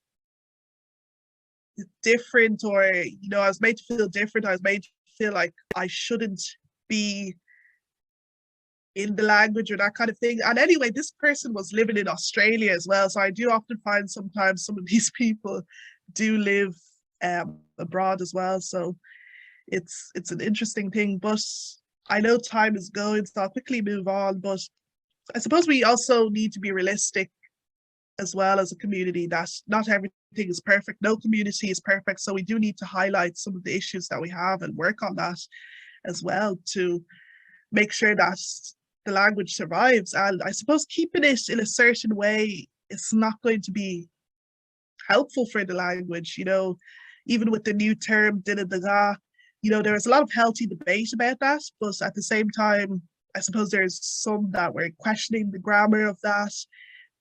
But also I see other kind of new terms, you know, like influencer, chunkara, and there's not maybe as much of debate on those kind of terms. So it seems like, again, that there is this kind of notion that only some people should comment on where the language goes. And, you know, moving on, I suppose, as well to the future of the language as well. So I think with us speaking on, you know, a new Ireland in the future, you know, of possible reunification of Ireland, we also need to talk about the Irish language and where that holds, where that has a stance in this new Ireland, or, you know, future Ireland as well. And I don't see much debate around that. So I think we as a community need to make sure that that is this essential part and central of the debate as well. So yeah, tá mé concretely siús san isis, mar tá mé agla mar galar an ámach gur míle mágaí agus súlagam gur bhain sibh sult as mo chuid cainte inniu. Gur a míle maithigad ala agus is dólam go spráici sé sin go leor ceistena bhí topicí éagsúla agus tíach muid tiú a ráfuú. So I'd just like to remind people, if you have a question, there is the Q&A function. I might start off with the question that Maureen Yikion, and we should maybe mention, you alluded to Radio na Life, which is a Dublin-based radio station, and Maureen was central in founding that station and providing that venue, I suppose, for speakers in Dublin in particular, but not only there. But so Maureen had a question earlier that she posed to Alan and to yourself about language intergenerational transmission, or you know, let me see, I'll just read it out again. A question related to the future. For adult Irish speakers, their core community is often defined by the language and a sense of being part of an inclusive and a diverse community, Pobal na Gaeilge. But sociolinguists look with alarm on the breakdown of intergenerational transmission. Are there new processes of intergenerational transmission at play? So I suppose looking at technology and your own experience online, do you see, you know, the next generation, a younger generation, partaking as well? I know obviously there are age limits on things like Twitter, and, you know, there's a threshold age, but do you see younger speakers interacting with technology, creating content, whether it's on Twitter or TikTok or whatever? And is that one way of perhaps nurturing an Irish language community into the future? Yeah, like I mentioned as well, particularly with Generation Z, I think that they're really using the language in a really interesting way. And, you know, like with platforms like Look TG Caher, TikTok, especially TikTok as well, you just see the language being used by people that might not maybe come from that background really with Irish, and they're just fascinated to do so and to be inspired to use the language, even if they just have a couple of focal. It really allows people to feel comfortable. They're not too hung up about the grammar, because for a lot of people that would be the issue. But online, I suppose it's less formal, so people feel that they can use the language even if they don't have much of it. And it's a very encouraging platform, to be honest. Twitter, TikTok, or whatever it is, really, it just allows all kinds of people to be able to just, yeah, I suppose, represent themselves and to get their thoughts out there in whatever way they feel possible. And do you think, thinking about the spoken word, I suppose, to the written word, so Twitter is generally the written word, in relation to the spoken word then, do you think there are ways that we could perhaps encourage younger speakers to engage with technology that would make them more confident Irish speakers, for example? Yeah, I suppose I would always say that in general, just being able to speak the language with other people, having that capacity is really what helps people, to be honest. And I suppose it is important then to make sure that you do carry that um, outside of online platforms as well. But yeah, I suppose really things like Pop-Up Well Tucked, and I know there's one for teenagers as well as for adults as well, does really help. And again, with people all over the world just trying to learn Irish as well, seeing these kind of events and people online and so forth is really encouraging to them. And it's really just created a debate as well around the language. And I think people do get surprised when they see like Papa Gueltics in Singapore or wherever it is, or see Irish speakers in Brazil or wherever it is. You know, it does really create, it just shows hopefulness as well around the language, that okay, there are these people that want to speak the language and learn it as well. So and it does also question, I suppose, native Irish people in particular that might not have the language, maybe challenges them as well, like, oh, why not, you know, these people are doing it, so why not me as well. Yeah. So, and there is a question in the chat here, and we'll list the Stephen Igerlin file the Kujiging Ilchangach agus Bavra and Rod Anya Chartachar Arwini Harsalia Marhampla Takis Wahali Lifa Ogum Hain agus Tama Mahoney Spain. So is there a list of websites for multilingual speakers? So people that I think what's been asked there is perhaps how do you find other speakers of Irish and perhaps another language online? Is it, you know, is there a way of doing that, or is it literally just looking at people's bios? Yeah, so I think there was this website created, forgive me, I can't remember his surname, but Dennis on Twitter, and it was a list of different languages, and I think he was looking for me to actually add something in about Yoruba as well. So there was something like that, I think, to do with Irish speakers, but I'm not too sure, to be honest. I suppose really, yeah, I would generally just look at people's bios to see if they have the language, or, you know, if you pick up on a viral tweet or something like that as well. Yeah. I hope, Seamus, that I've interpreted that question correctly. If not, please come back to us. And while I'm on that, at the end, Ola, you might just pop in that link to the video that didn't quite work at the beginning, so that people can look at that. What was the name of it again? Say My Adam. Say My Anya. Can I ask you about the Afra era? So you had a radio program. So I have two questions if we have the time. One question is the Afra era program that you had on Radio na Lifa. Can you tell us, like, you know, how was that received, or, well, you know, what, I suppose, what encouraged you to begin with to have that program and to create that content, and then how was that received? Yeah, so I started that program back in 2020 January, just before the pandemic started, actually. And yeah, I suppose I was just inspired because I wanted to do something different and to, I suppose, showcase language maybe in a different way, showcase two cultures, or together, not just two, but different African cultures, and with the Irish culture as well. And just to celebrate that, I suppose, because I was seeing that maybe there wasn't much maybe highlight of different cultures on Irish radio.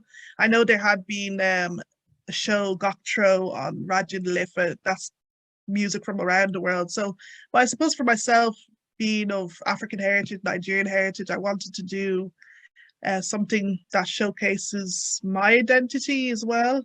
So yeah, I do feature as kind of musicians or singers from African heritage, and you know, they would sing, or some of them do have Irish as well. So I have interviewed some Asquelga Kama. Alan Titley was on my show as well, speaking about his time in Nigeria when he was teaching there during the Biafran War.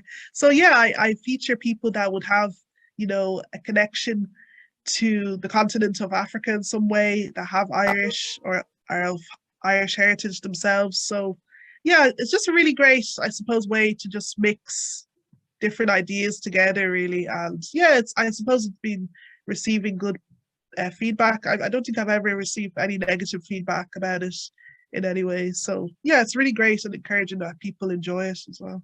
And have you any idea of what the profile of listener is or audience? No, unfortunately, we're not able to tell that at Radio Lift, but yeah, but from online, I can see some good engagement, and it's great to know that people are enjoying the show as well. Yeah. Great. And very quickly, we've 3 minutes left. So you alluded there to the terminology and to the introduction of a new term for a person of colour. And I suppose I'm just conscious that not everybody maybe in the audience would have been aware of that development. Would you like to very quickly sketch out how that happened and again, how it progressed and was received? Yeah, so I suppose you see, I write in Irish as well. So people have been asking me as well, oh, should we use Dinna Girl? Do you prefer Dinna Dove? That kind of thing. So it had been on my mind for a couple of years, to be honest, before I had even approached Forest na Gaeilge. And yeah, I had just seen that the terms for person of colour or people of colour on folklore.ie was Dinna Dacha, Dinna Nav Gal. And I felt like I couldn't really use those kind of terms because it is offensive, to be honest. So I had suggested to Forest na Gaeilge, you know, maybe could that be changed to Dinna le Da? So that was what I was using previously. But then the Cuiste Termiachta made the decision then for Dinna Duga. And also there's a choice now as well to use Dinna Dove as well for Black person. So I had also suggested that there would be another choice for a Black person as well, because from my experience and from speaking to other Black people as well in Ireland, they haven't been comfortable with Dinna Girl. And there's all kinds of debates around that term as well. So yeah, it was interesting, yeah. And I'm thankful to them for giving us the choice. Yeah, great. And you mentioned a backlash. Did you find that people, that there was a certain group of people that, for example, resisted that sort of change? Yeah, it was very interesting. And I think Una Min commented on this as well online. It was very interesting to see the racism as well of it all, because you weren't expecting it from some people to be so heavily kind of against that term, because there's always new terms coming up in the Irish language, you know, and just for even like maybe silly new stuff as well. So it was kind of interesting to see that backlash. And again, I think that is really, and even from English speakers as well, you know, I had seen news articles like from liberal.ie that is a very questionable website. So they were kind of just being like, oh, this person of Nigerian heritage changed the term in the Irish dictionary. So just being very kind of aggressive about it as well. So yeah, it was very interesting. Mm-hmm. Goodness, you're very gracious in your responses. And yeah, so thank you to that sort of feedback that of course isn't in any way helpful to anybody. I'm just looking, it's 11:15, and we're going to take a short break before we get to the second part of this panel discussion on technology and Irish culture. But before we leave, I just want to extend really a heartfelt thank you to Professor Alan Titley and to Ola Majakadumi. I think we could stay here and have an online discussion for quite a while. There are so many threads that we will pick up on in the second half of today's panel, and possibly then throughout this series of 4 panel discussions. So Gura Mila Mohigov, Gura Mohigov as Fehlinger Mohigin, Alan agus Ola agus den Lochteisteach de Kamai agus Dovshuda Harkestina agus Tamajidula Shiv Ekalarasan Shaw Eg Lahnia Henjig. So we'll be back again at 11:30 with Deirdre Niconila and Kevin Scannell in part 2. Gura Mohigov. I'm very happy to open the second half of our panel or seminar this morning. I'll introduce our first of two speakers, same format as in the first half. Two speakers, each of whom will have about 30 minutes to speak, and then we'll have time for discussion on conversation. Please leave your questions in the question and answers. And I hate to say it, because my Irish is not very hot, to put it mildly. If you wouldn't mind putting your questions in English, that would help me enormously. So our first speaker for this second half is Dr. Deirdre Ní Dionella, who is a writer, musician, broadcaster, and curator from the Aran Islands. She has an interesting career, as you're going to see now. She is on the one hand very local, has very local roots, on the other hand a transatlantic reach, which shows in an interesting way that the kind of local and the cosmopolitan don't exclude each other. Dr. Ní Dionella works with artists, communities, and institutions on cultural heritage projects, specializing in Irish language and music archives. In 2021, the University of Wisconsin Press published her book, Collecting Music in the Aran Islands, A Century of History and Practice. This has been described as one of the most important and fascinating books about Irish traditional music in recent memory, and was recently awarded the Michael J. Durkin Prize of the American Conference for Irish Studies. Now, a little bit about her future projects. She is working on an edition of 50 songs from the Aran Islands from the 19th century to the present day, and is at the moment the curator of an exhibition in the Department of Irish at NUI Galway on Tomas O'Malley, who is a pioneering Irish language scholar, newspaper editor, and folklore collector. And I think I must correct myself. I said she's just doing it. Well, it says here this will be launched in September 2022. So this is just in a few months. Deirdre, we look forward very much to your talk. Thank you very much, Philip. Hello, everybody. I am delighted to be part of this panel today, and I'm grateful for the invitation. I'm going to share some slides here now, if you can bear with me for a moment. Now, my task today is to consider one particular domain of human agency, the interaction between cultural heritage and the digital frontier, with particular reference to the Irish language and its traditional oral arts. These include singing, storytelling, recitation, lilting, keening, all of which share space with other performing arts, including instrumental music, dance, and theatre. So you will hear me refer to traditional performance practices. Orality and literacy have impacted the transmission of these art forms for centuries and helped to shape them. Performers, young and old, continue to learn by ear, in person, orally, or via audio and audiovisual recordings, now most often in digital formats, hourly. The short title I chose today, Exactla Cuam, is the closing line of a poem composed by Martin O'Donnell. Let me just see if I can progress the slide here. Now, there we go. Composed by Martin O'Donnell from Strawn, Oran, the largest of the Aran Islands, in tribute to his next door neighbour, Tnasa Nivilan, a renowned sean-nós singer. In the vernacular of their home community, the poem captures an instance of cultural recognition and identification. It relays the thoughts of an informed listener who is momentarily transported by a traditional song to an intimate terrain. The island's own landscape embodies a lifetime of dwelling. A litany of place names invokes a sense of history and the practice of Tín Seanachas. The poem ultimately expresses a personal and musical experience of homecoming, which is expressed in an arresting image, significantly the only vision of movement in the entire poem, a currach coming ashore to an immovable, memorious landscape. And the image there is by Sean O'Flaherty from Oran.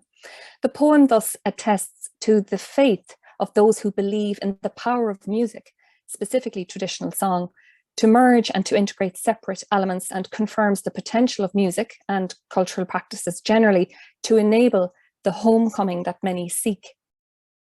Oidirran's experience incurs another layer of meaning from its context of displacement. The poet and the singer are away from their home, present together in a seemingly atypical venue in Áras an Cheol. The specific occasion, Íche na Gaeltachta, signals another cultural context. The audience present at this performance recognizes it as belonging to a minoritized language community. As the phenomenon of minoritization implies the threats of encroachment, inundation, and oblivion, the poem carries a sense of poignancy, urgency, and even defiance, along with pride, nostalgia, joy, and hope. Its message is clear: wherever one is positioned, and at any given time, to speak one's language or to express or experience one's culture is to effect a homecoming. When I speak my own language, I am free. When I hear someone else speaking it, I feel like I am home. Those words were spoken not only in a context of displacement, but also of persecution in a refugee camp in Cox's Bazar district in Bangladesh. There in 2018, Translators Without Borders surveyed Rohingya speakers, and a woman among them stated, "When I speak my own language, I am free. When I hear someone else speaking Rohingya, I feel like I am home." The human urge to express and experience agency and creativity is current, universal, and essential. It also adapts to a wide variety of contexts, proving that we are defined not by where we reside, but by how we abide. Yet, while those gathered here today most likely do not underestimate the impact of cultural practice, whether emotional, spiritual, or political, we must nonetheless take care to acknowledge its vulnerability and support efforts to bolster and cultivate it in a variety of contexts. Those practicing their traditional oral arts and performance practices are protective of them, not simply because they are theirs, but because they know them to have value. And those among them operating in contexts of cultural or linguistic minoritization know all too well that a lack of understanding of that value can precipitate a lack of appreciation, disinterest, dismissal, condescension, and worse. Cultural diversity emerges as a collective expression of the harmonizing actions of countless individuals. This audience surely recognizes that all of us ultimately benefit from embracing the vulnerability and potential discomfort of becoming a learner, and from there building cultural equity and language equity. The latest context to present opportunities and challenges to cultural practices is the digital frontier, into which a significant and increasing amount of energy and resources is being directed. For our discussion, the most notable characteristics of this domain are the pace of change it hosts, which precipitates the sense of acceleration referenced in the title of today's event, and its growing body, that is the increasing number of devices that enable our access to the digital domain that is itself expanding. For minoritized languages operating with comparatively limited resources, all of these elements, the pace of change, the ubiquity of digital devices, and the expansion of the domain combine to pose the threat of homogenization. The assumption is that the incalculable and uncontrollable mass of digital content, most of which appears in dominant world languages, will occupy the majority of discourse and thus overshadow alternative sources and narratives relating to minoritized languages and cultures. Without wishing to diminish in any way the seriousness of such threats, it's important to acknowledge that this David and Goliath dynamic is a trope of cultural ecologies. Doing so helps us to prepare for the flashpoint encounters that can arise at cultural interfaces. It also helps to contextualize the rhetoric we encounter in each generation and in different cultural contexts. With better vocabulary and careful strategies, we can guard against exoticization, fetishization, and othering. The tragedy of cultural loss, for instance, has the potential, observed by Marina Warner, to seize so much attention that it obscures more than it reveals. Narratives of cultural loss can feed theories of social Darwinism that spawn essentialist nightmares of decline in Indigenous populations and cultures worldwide. Out of such fires have emerged initiatives and movements of resistance and revival that enable minoritized cultures to survive and even thrive. One such example is the foundation established by the folk music collector and catalyst, Alan Lomax, the Association for Cultural Equity, with a mission to stimulate cultural equity through preservation, research, and dissemination of the world's traditional music and dance, and to reconnect people and communities with their creative heritage. Closer to home, we have, for instance, Radio na Gaeltachta, mentioned by Alan earlier this morning, currently celebrating its jubilee, and its spiritual offspring, TG Cad, which is now in its 25th year. Both broadcasters emerged from Glosiad Chearta Síbhialta na Gaeltachta, the Gaeltacht civil rights movement, itself inspired by the civil rights movement in Derry. Both broadcasters also represent responses to the impact of two distinct technologies, radio and television, and both are now marshalling the latest digital technologies to expand their reach and impact. Technology emerges as a key concern for cultural practices, especially for those inhabiting minoritized contexts. Each new technology has inspired fears and hopes to varying degrees, a contradiction captured well in Pete Seeger's observation in a 2006 interview: technology will save us if it doesn't wipe us out first. My own sense of this contradiction is founded on a broader definition of technology than Pete may have intended. In modern history, technology is often conceived as a product of the Industrial Revolution, the fruit of mechanical labour and technical innovation. However, in respect of knowledge systems and cultural practices, literacy can be seen as a form of technology. Insofar as different technologies aid cultural transmission, we might also identify them as different iterations of media. Technology and media, then, have come to play a crucial role in traditional oral art forms or traditional performance practices. The inherent intangibility of these human activities makes them reliant on forms of technology and media for their capacity to move beyond their immediate audiences. That is to say, in order to overcome distances of one or more varieties, whether temporal, physical, or cultural, traditional performance practices need documents or artifacts, objects that can move through time and space. That core challenge of conveying the intangible, of grasping the wind, as the 9th century monk Notker styled it, presents a fascinating nexus between culture and technology. Alan Lomax believed it still remains for us to learn how we can put our magnificent mass communications technology at the service of each and every branch of the human family. For song, storytelling, recitation, lilting, and other traditional performing arts, responsibilities and vulnerabilities abound in respect of the documents and artifacts of their practices. Performers and their communities are focused on enabling and maintaining their practice, whether professionally or recreationally. Archivists are focused on doing right by the archives or artifacts they hold, and by archive users wishing to interact with the material held therein.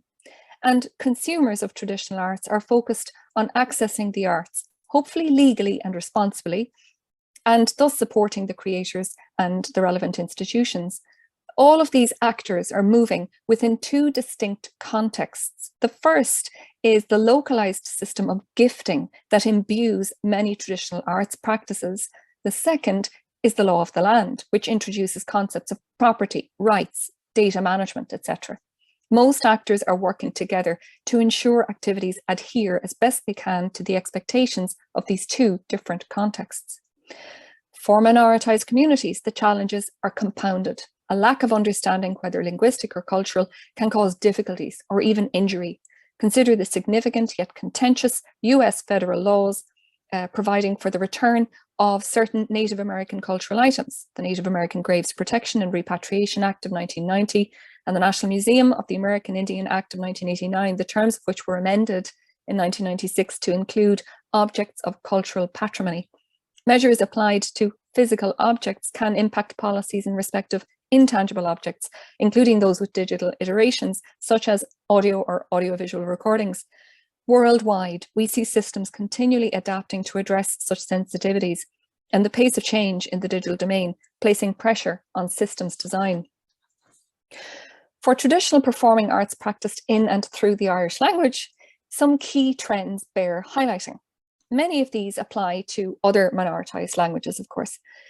There is a race against time to capture and harvest knowledge that is at risk of passing with older generations of speakers and singers. There is an urge to see that knowledge transmitted to younger generations to help ensure its future. There is an understanding that the digital frontier is a key site of cultural transmission, one that promises unprecedented ease of access and convenience. And there is a desire to occupy that space, which is still new to many people, to learn, to explore, to express, and to connect. The digital world is, to all appearances, our oyster. However, it's important to acknowledge that this dazzling horizon and its irresistible prospect of enabling new responses and further creativity shares many of the same challenges as earlier technological innovations. In the rush to adapt to accelerated change in this cultural practice and to ride the wave of revitalization it seems to generate, some perennial problems remain and are arguably exacerbated. Firstly, much of the knowledge of traditional performing practices has yet to be migrated from older media to digital formats, and so digital users are only getting part of the story. Secondly, what knowledge has been captured occupies a wide range of media, from manuscript to digital, that is not immediately accessible, navigable, or even mapped. These two key challenges represent questions of access and discoverability, questions that need professional and cultural expertise if they are to be addressed to our mutual satisfaction. Another vital question is sustainability, on which the cultural and professional integrity of our knowledge systems depends. We welcome the benefit of digital technologies and the advances they enable, but what is the long-term cost of digital provision? Another question for another day. Some of the priorities I have encountered in respect of traditional performance practices in the digital domain include recognizing the authority and autonomy of the relevant performers and communities, building cultural equity into our archival and digital systems and resources, setting and achieving international standards of archival and digital data management, and maintaining technical and ethical standards in data collection and moderation. I'll share an international example of good practice here. On a trilingual website serving speakers of English, Spanish, and Catalan, the Fondo de Música Tradicional in Barcelona hosts work by Dr. Ascension Mazuela Anguita on an archive of recordings and photographs captured by Alan Lomax in Spain in 1952 to 53, work that progressed thanks to the Alan Lomax Fellowship at the Library of Congress. And what you're seeing here is a story map that forms part of that resource, where you can move around the map and click on various locations and see different artifacts, including images, or listen to recordings, really bringing the story to life. Where resources are more limited, we see the provision of language equity being sacrificed frequently. Such compromises accumulate to threaten efforts to maintain optimal environments that promote the transmission and acquisition of minoritized languages and their cultures. Here, we might paraphrase the Rohingya refugee once again and state, where I speak my language, I am free. Where I hear someone else speaking it, I feel like I am home. Even before the issue of language equity has been accounted for, we must consider our relationship with archives, a question that in Ireland inspires frustration, dismay, and even anger. It is fair to say that in this jurisdiction, archives are seen as a problem to be solved rather than as an opportunity to enrich people's lives. In the field of cultural heritage in particular, one encounters a thoroughly unhelpful depiction of archives as vaults of material held captive behind distant and closed doors. In reality, it is the under-resourcing of archives that forces managers to make difficult decisions impacting opening hours or the availability of staff to serve users or digitization workflows. A lack of appreciation of the role of archives in society sees their budgets remain limited, curtailing their ambitions to serve. The solution is, of course, first, to recognise that we are all custodians of our multifaceted and shared cultural heritages, and second, to enable archives, users and communities to work together to maximise their potential to contribute to our present and our future. The means to achieve that solution are better policies, better funding structures, and greater funding. For speakers of minoritized languages, such actions would impact two of the most immediate concerns directly, and they are: number one, documents threatened by media obsolescence might be rescued from oblivion via media migration, and number two, knowledge that awaits harvesting via fieldwork and oral history might be collected and applied to metadata generation in order to guarantee the quality of future digital resources. Consider the example of the Re-Entanglements project funded by the AHRC in the UK, which focuses on the tangible and intangible cultural heritage of southern Nigeria and Sierra Leone, present in the archives of the colonial anthropologist Northcote W. Thomas, held at the British institutions listed there on screen.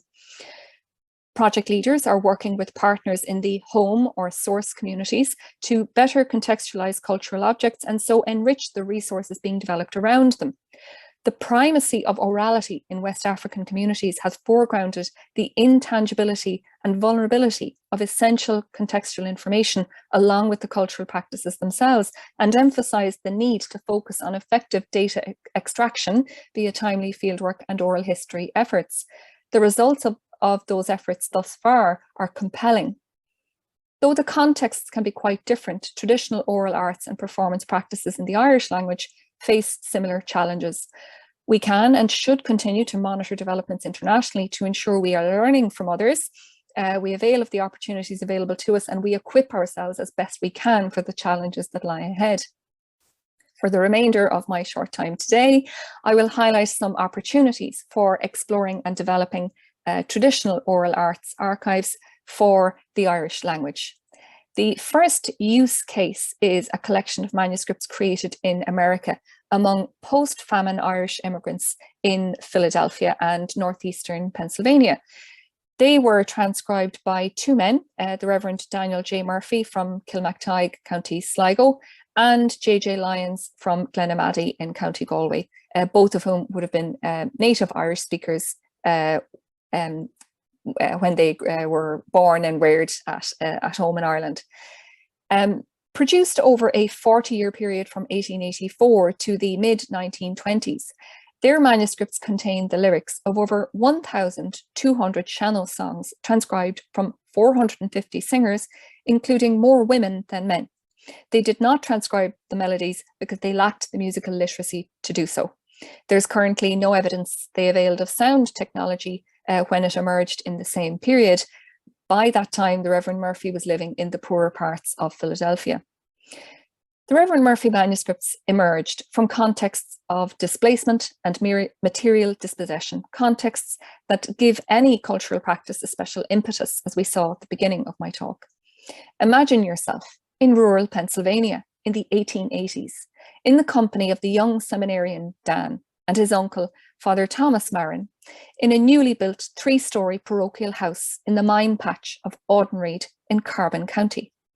You're sitting by a coal fire, listening to a sean-nós song on Chéadúirt Gowood, sung by Liam O'Donnell, or William O'Donnell, of Rannaferste, County Donegal, who lived down the street. Liam sang 70 songs for Dan, who transcribed them on whatever paper he had to hand. Later, in downtown Philadelphia, in his own parish of St. Teresa's, Father Dan transcribed over 40 songs from his own parishioner living 4 blocks away, Thomas O'Clougherty of Yetzircala, Connemara, who had by then been in America for 40 years. The commitment each of these singers and collectors showed to their cultural practice produced the largest single collection of manuscripts documenting Irish song, in Irish or in English, ever to have been created by independent, non-professional, but highly competent and dedicated collectors. In scale and context, it echoes the celebrated work of their contemporary, Chief Francis O'Neill, who collected over 1,800 traditional instrumental and dance tunes in Chicago. We shouldn't be surprised at the existence of the Murphy collection. In 1890s America, there were an estimated 400,000 Irish speakers, and over 40,000 of them were in Pennsylvania, having left their Gaeltacht homes in Donegal, Sligo, Mayo, Galway, and Kerry. And as Alan had described earlier, when he mentioned the figure of 70,000 Irish speakers in Donegal, they were without literacy when they made that move to the States. The contemporary bilingual newspaper produced in Brooklyn, New York, which you see here on the right, on Gael, captures the vitality of this language community. And this is where they were first encountering literacy for themselves. So a thrilling moment for them. The most complete series of An Gael forms part of the Murphy archive now held at NUI Galway, and plans to digitise the newspaper are afoot, thankfully. Once the much larger manuscript collection has been catalogued, digitised and made more accessible, it will reveal scores of Irish people identified by name, maiden name, patronymics and native townland, many of them from Donegal, and populating the mine patches that witnessed the rise and fall of the Molly Maguires in the 1860s and 1870s. For scholars of cultural mobility, there is the added bonus of Murphy's Index of Sean-Ó Song, which functions like the Child and Roud indexes of English ballads. Murphy's innovation will enable a more comprehensive cataloguing of Sean-Ó Song across multiple archives, helping to address the problem of discoverability and unlock the potential of comparative research. What is even more extraordinary is that the Murphy collection presents a second song index created by another song scholar who studied Murphy's manuscripts and generated a song index of his own. The opportunity to compare twin song indexes is very rare indeed. This second index was created by Thomas O'Malley, inaugural professor of Irish at University College Galway from 1909 to his untimely death in 1938, a linguist, a newspaper editor, and a major song and folklore collector in his own right. O'Malley's own remarkable contribution to the audio heritage of the Irish language marks our second use case. On hundreds of wax cylinders, he recorded scores of speakers and singers of Irish songs and stories from every county west of the Shannon from 1928 into the early 1930s. The recordings were digitised last summer, and plans to release them online are afoot at NUI Galway.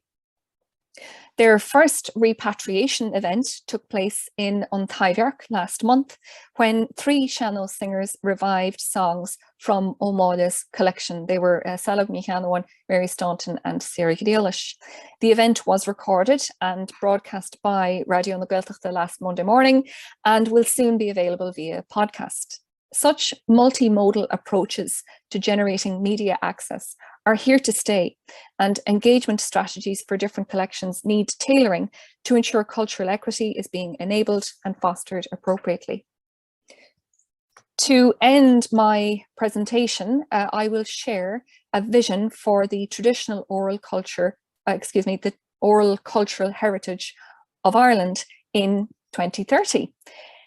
Firstly, we need a national strategy for audio recordings currently at risk of obsolescence, including wax cylinders that have a shelf life of 100 years and magnetic reel-to-reel tapes that have a shelf life of 70 to 75 years. In 2019, the British Library estimated that there were 15 years left before some audio heritage would be lost forever. They established the Save Our Sounds campaign.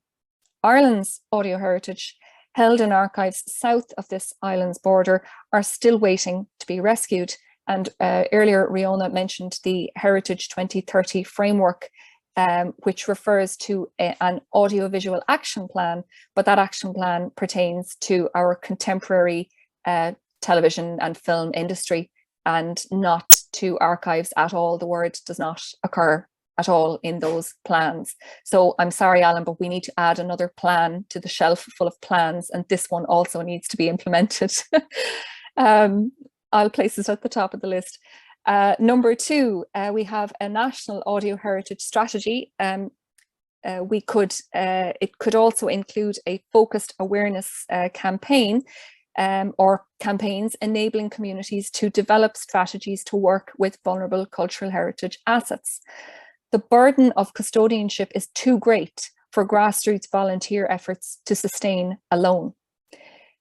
Thirdly, in the context of the decline of knowledge and vocabulary, ongoing efforts to capture orally transmitted data, whether they're community, family, or performer memories, they need further support too. And finally, by 2030, I also hope we see that OCR technologies, optical character recognition technologies, are applied more widely to orthographies of Gaeilge. It should be feasible to apply the technology to a wider range of source material, in particular to newspapers. And it's a question that will be explored as An Gael is being digitised. In sum, the evidence of centuries of human agency in the realm of cultural heritage is clear. When communities have ready access to their cultural heritage, it enriches their lives and sustains them personally and from generation to generation. When I speak my own language, I am free. When I hear someone else speaking it, I feel like I'm home. I look forward to seeing what progress can be made in the coming years toward building greater cultural equity for the Irish language. Gurmagi. Thank you, Philip.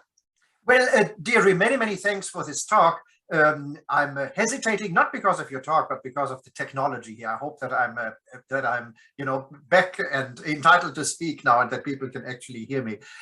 Deirdre, many, many thanks for this very rich and exciting talk. What I found really remarkable was the scope of the talk. I mean, on the one hand, you were dealing with profound theoretical questions concerning, for example, the nature of technology, and then towards the end you became very, very practical. And at the same time, so there was this really enormous historical scope, but also the cross-cultural perspective, the fact that Irish is a minoritized language in Ireland, which at that level can be compared with other languages, other cultures in other parts of the world. I remember when earlier in my life I lived in Uganda for a couple of years. One of the major tasks that African intellectuals were undertaking was an attempt to preserve the heritage of traditional African wisdom literature, which was oral. Yes. And they had to rush, essentially, before older people died, before they had been able to record this kind of treasure house of traditional stories, what should I say, synthesizing the life experience of people in traditional Africa. And so you were describing a kind of similar need to preserve the Irish heritage and to allow it to make the move from orality to the latest technologies, as with these wax recording rolls that you showed us, which need to be preserved urgently and so forth. We have a question there. Let's see if I can make it visible. That's unfortunately only a technical question. It comes from Vanessa. Deirdre, my signal went that you were made host. Can you? I see. I'm helping her. It's okay, Philip. Okay, very good. There's yeah, that's the only one I see there so far. I was struck this morning by it was wonderful to see Alan's introduction this morning, and also Ala as well. The threads were running through with the remarks that I had as well. So I'm glad that they were able to bring all of the contemporary to life, and then I was able to demonstrate how the archives, in a sense, are living with those same challenges. And Alan talked about visibility, audibility. In effect, it's the same principle, and that's how come access and discoverability are. They've ended up being questions that have dominated my work recently, and for the reason that you've just described with your friends in Uganda, just to get it before it's gone, and then in order to be able to share it and people can learn from it. So it's building those bridges. Right. What I found particularly interesting about your talk was the way in which you really threw out, by making, through different points that you made, you emphasized the fact that the digital age in which we find ourselves, on the one hand, is radically new in some ways, and on the other hand, is not. Insofar as, for example, you talked about technology, we can say digital technology just started 20 years ago, or we can say already the first recording of oral songs in a written form involves a kind of exteriorization of memory that is, of course, a form of technology. And I think that's a useful perspective, because otherwise we, what should I say, live under this impression that the technological challenges that we're facing are completely unprecedented. But they're not, in that this exteriorization of memory has occurred, well, since the first human beings painted stuff on cave walls, right? And so from that point of view, there is continuity. But let me ask you this question. So on the one hand, there seems to be perhaps, in some respects, a gulf between the orality of traditional Irish song presented to an audience of illiterate people on the one hand, and on the other hand, our hyper-technical technological space. But one thing that is interesting is that if you record an oral piece of literature in writing, of course, you move it from orality to, well, this written form, which changes the nature of the piece of literature that you're dealing with. If you record it and make it available online, you don't have that written intermediary. So you could say that in some sense, it's more authentic and is closer to the original experience than the stuff written down in a manuscript, right? Well, that was the magic of recording technology when it first became available. The sense that one might be able to access the voice and hear the voice, and there is that societal and cultural appreciation of the voice, and that primacy it has sustained ever since the technology emerged, I suppose, and it sort of predates it in a way. I write about this in my book. So the question now, though, is in principle we value it, but in practice we are not valuing it because the focus is elsewhere. And so every time I engage in events where we get to share material like that, whether it's old film, old recordings, as we did on the radio last Monday morning, and the Tyverk a month ago, people connect with the person on the other side of that object. Hearing the voice brings a sort of an immediacy that, as you say, the word written on the page is, comparatively speaking, a barrier in a way, but there's another step to take, perhaps. But in terms of how performers incorporate both orality and literacy into their lives, they weave both in and out. Both are means by which to connect, and if you don't have any way to record something, a microphone or anything, you're going to write it down. So yes, there may be preferences, but at the end of the day, what's the goal? The goal is to connect in some way, either with the people around you or who've gone before you or who are coming next. Right. Thank you. Thank you. I'll read a question here to you that Riona asked. I don't know if you can see it. The question is, can you speak a little more on sustainability, Deirdre? Once digitization occurs, what questions arise around long-term hosting, updating of websites, and so forth? Yeah, so there's different layers to the question of sustainability. Let's talk about the idea of updating websites, for instance. We're all familiar with updates and how within a few short years our devices are no longer up to date because everything has moved on. So the pace of change that you talked about, that is an important factor for considerations around sustainability. And then long term, if we talk about energy use and space, and this is a huge unanswered question for everything digital worldwide. What's the carbon footprint of an email? So we are living with this great unknown. However, I did say that the digital here, it's because it's just so convenient. I believe it's here to stay, and I think it's the challenge now is to consider, well, how can we make it zero carbon in a sense?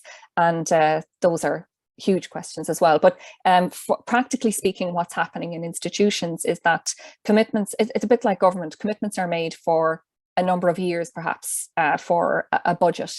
And then, in terms of a long-term solution, at the moment, there's no silver bullet. And so the huge questions are just pushed down the road. Mm-hmm. Thank you.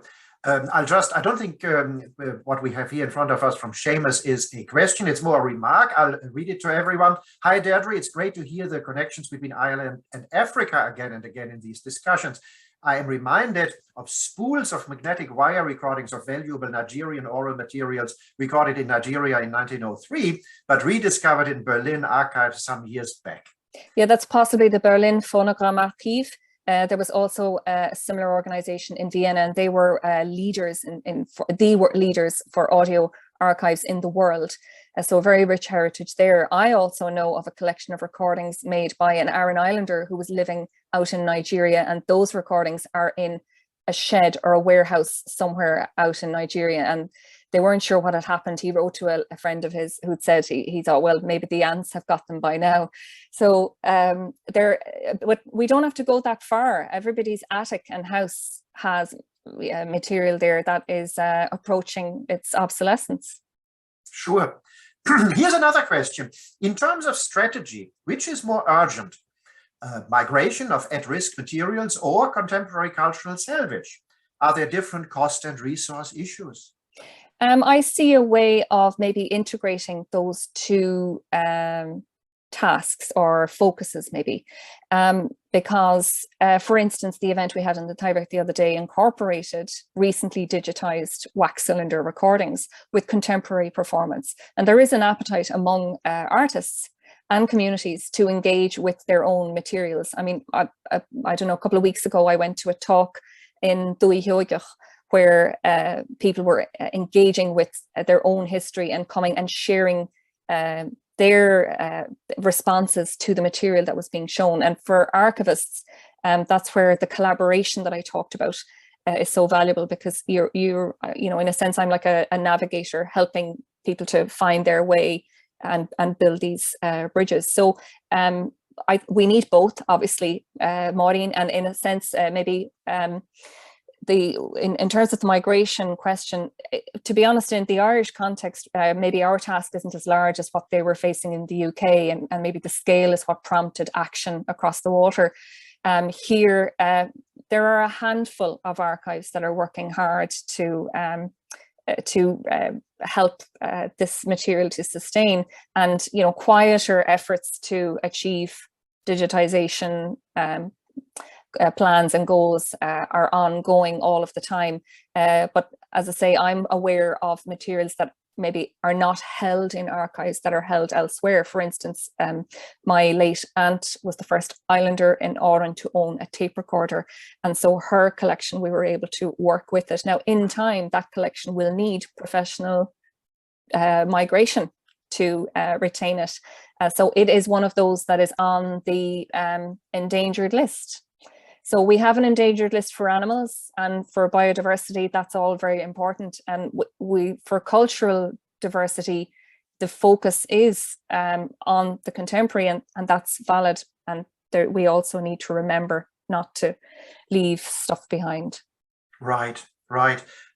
One point that you made, Deirdre, among the many interesting points that you made, struck my attention because it's also an issue that arises in my own field, which is philosophy. If you study historical philosophers before the modern age, until really something like 200 years ago, perhaps, our modern property rights, or our contemporary property rights, played no role whatsoever. So let's say medieval philosopher A would simply copy text from medieval philosopher B, because the idea was that no one owns wisdom. Wisdom is perhaps ultimately owned by God. And so if I copy from A into my text, now modern scholars look at this and say, oh, plagiarism has occurred. This second author plagiarized material from the other author. And you encounter a similar situation with your traditional material. Let's say songs. The songs weren't owned by Bard A, and Bard B then plagiarized the song. And you sketched the difficulties or the strangeness of then making these traditional materials available in contemporary technologies, where there is so much emphasis on property rights and who actually owns this stuff. And the answer really is no one owns it, but that's incompatible with how we work and think, right? Well, they're the two different contexts that I mentioned when I was speaking. So the way I see it is that we can see this coming full circle, because we have open scholarship coming to the fore now in a digital context, and that is going back in a sense to the gifting that I mentioned, that's so imbued with traditional practices. So those sort of that tension that isn't easily resolved except through negotiation with each prospect as we're facing it. But I just wanted to, I noticed I hadn't answered fully Maureen's question on resources and approaches maybe to the two activities. She mentioned ongoing cultural practices and contemporary engagement with Irish language practice, and then the archival as well. At the end of the day, I'm a signalled funding. I would say that we could look at it in terms of short term and then maybe medium to long term. The short term solution is, of course, to increase the budgets of the organisations that are already supporting these efforts, and there's a diversity of them there. And in the long term, maybe to consider how what else is needed and start to build policies that address the lacunae that we are living with. Thank you very much indeed, Deirdre, for your wonderful talk and for answering our questions. I think it's time to move on to our next speaker, who is Professor Kevin Scannell. Kevin, are you out there? I am indeed. I'm here with you. Very good. You are very, very welcome to this panel, Scannell, Kevin. Of course, the audience is not aware of something of which I am aware together with a few colleagues here. You have been here since the beginning of the panel or the seminar, which in Ireland was 9:15, our little practice session, when I think St. Louis is in the central time zone. So that's a 6-hour difference. So you've been with us since 3:15 in the morning, which is heroic. And so I'll begin this welcome with a warm thank you for your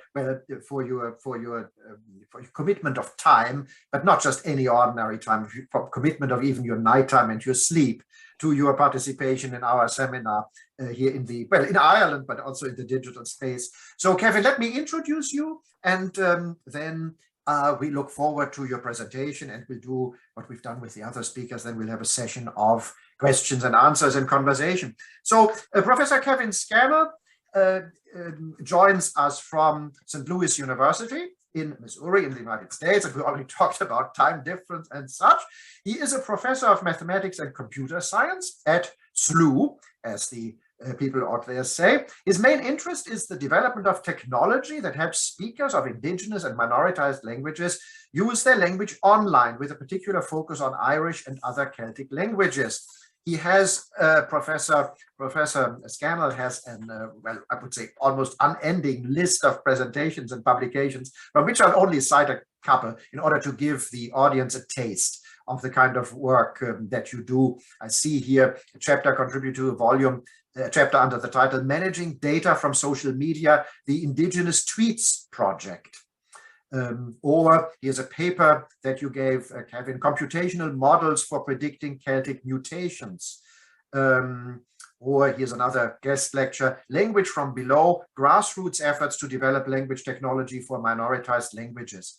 So Professor Scannell's work really is at the intersection of, well, traditional minoritized languages and really cutting edge technology. Perhaps I should also say, Kevin, that you are a speaker of Irish with numerous publications in Irish, which is something that I find admirable. I'd say that because it means that you, well, open yourself, that you have such a commitment to the Irish language that you risk being read by only a smaller number of people, that you make that. I know it. When in other contexts, sometimes I admire colleagues who publish in Dutch. Well, because who knows Dutch? It's not all that many people. And if you publish in English instead of publishing in Dutch, you get a completely different audience.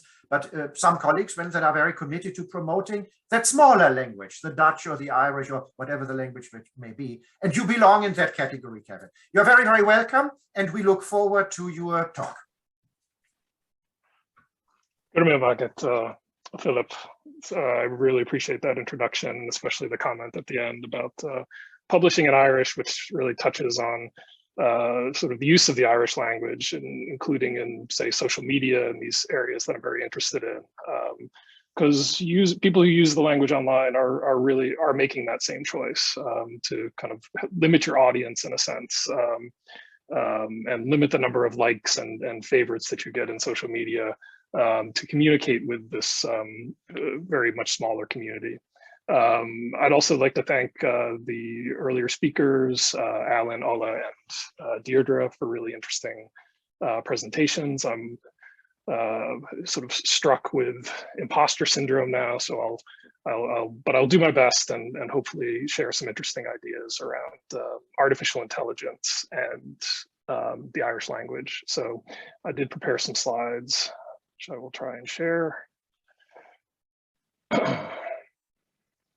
So to start, what I'd like to do is I want to talk about artificial intelligence, but I want to focus specifically on the way it's used for processing and understanding human languages, Irish included.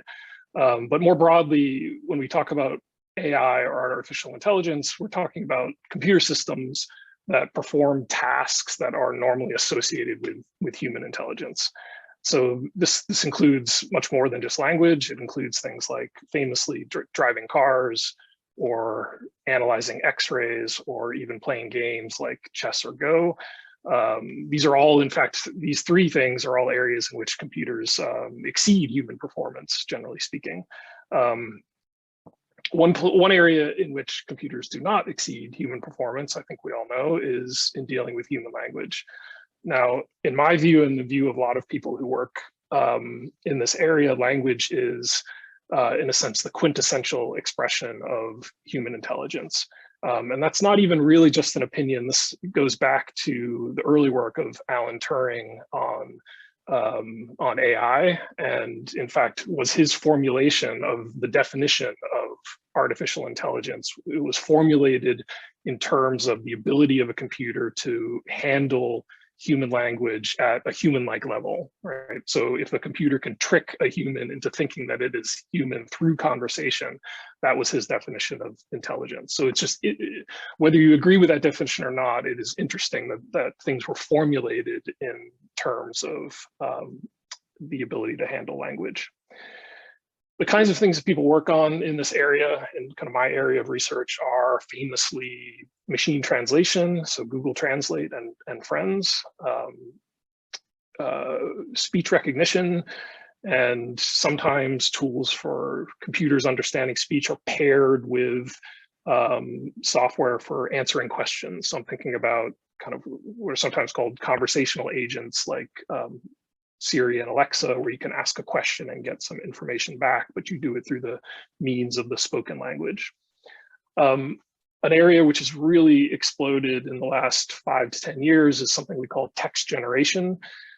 This is the ability for a computer to generate novel text in a language. So this can be, for example, news articles with a very short prompt and a little bit of information about some news event. Modern AI technologies can produce very fluent newspaper articles in the sort of standard style of newspaper writing. Unfortunately, the same technology is used, for example, for sending very convincing looking spam emails to people. And sort of the brave new world that we're looking at, for those of you who might be teachers or teachers of language or English or Irish, the ability for students to produce extremely convincing, fluent essays just given a very short prompt. This is kind of the future that we're looking at. A simpler example, and one that I'm going to talk about a little bit, is the idea of what I'll call proofing tools. So this is the task that a human editor might apply to a text after it's been written in order to correct errors in style or grammar. This is, again, another task that humans are very good at that computers are not so good at. So we view it as an AI task. So the outline of the talk, I'm going to give, again, a very simple example of an AI application, in part not because the application is so important, but because there's a lot of philosophizing about artificial intelligence and what the future holds and the role that it plays in our lives. But very few people understand the details of how it works. So I think it's important to have some understanding of that, and more importantly, have some understanding of the limitations of these technologies. There's a lot of sort of salesmanship about the power that they have and the extent to which they can sort of mimic or exceed human abilities. I think it's important to be kind of realistic about their capabilities. But then what I'd really like to talk about is the landscape of research in this area and the impact that that landscape will have, and I expect to have, on minoritized languages like Irish, leading to what I call the new digital divide. So the divide between languages that can sort of climb this mountain of AI technologies and those that are likely to be left behind, frankly. And then I'll close with some really important remarks, I think, about kind of in Irish, I would say údaras, I guess Kaijan, so sort of the authority around who defines what the Irish language is, and then Kaijan, this sort of standardization of Irish and what is sort of valid Irish and what's not, because these all play a role in this work.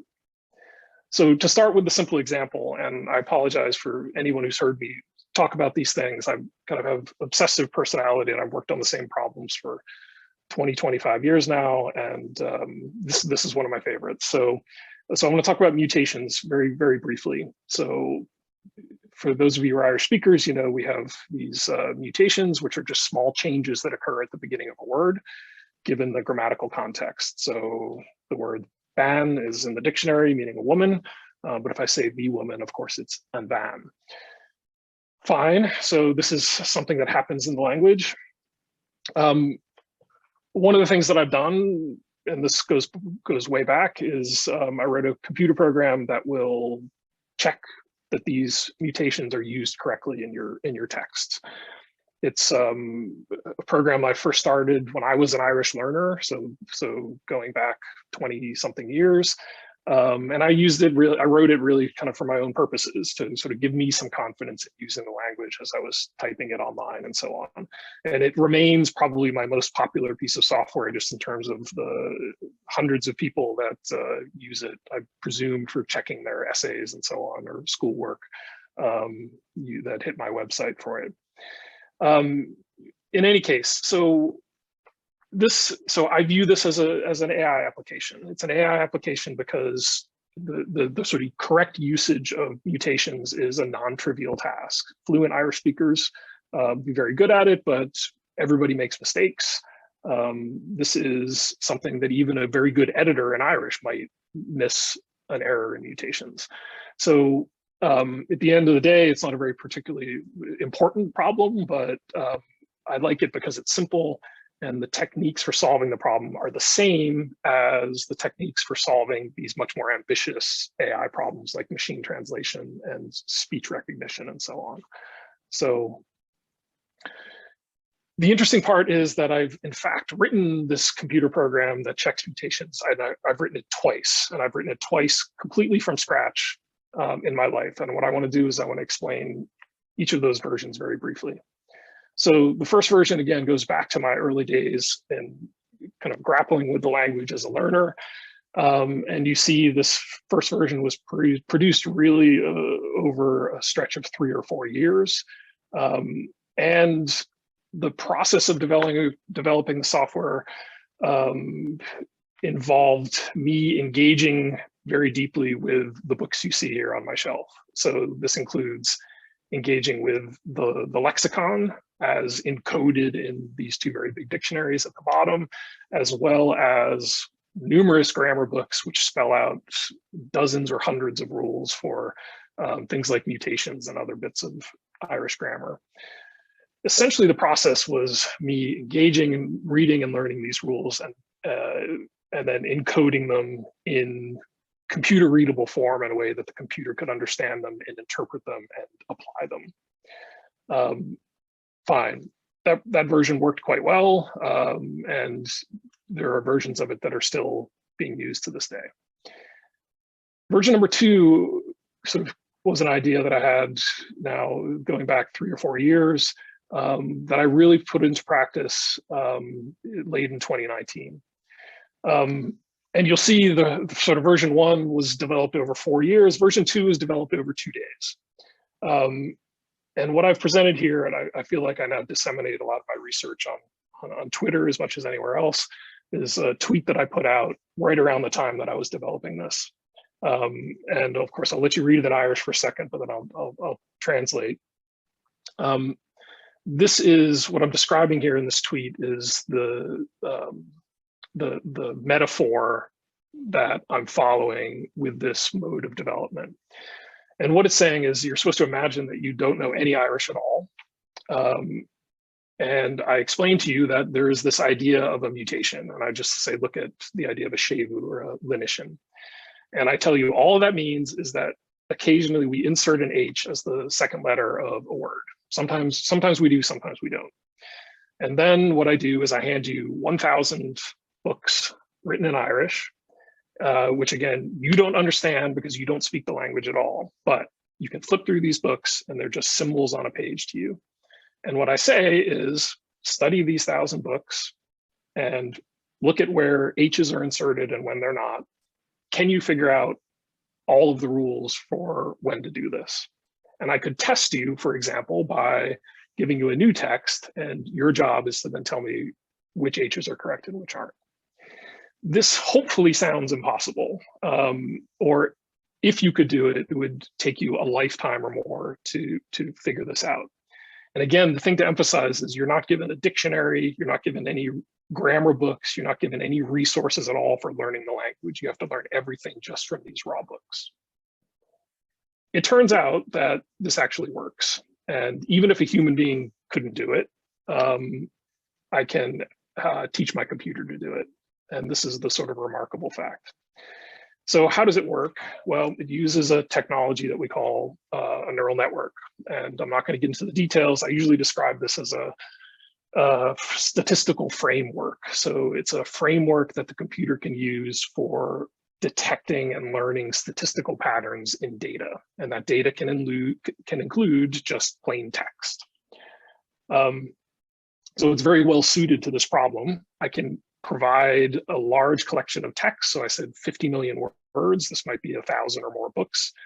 I provide this to the network and I let it learn or figure out the patterns of when the H's appear and when they don't, and the other mutations as well. And again, to emphasize, the important lesson here are the things that I did not provide to this neural network. There are no dictionaries, there are no word lists.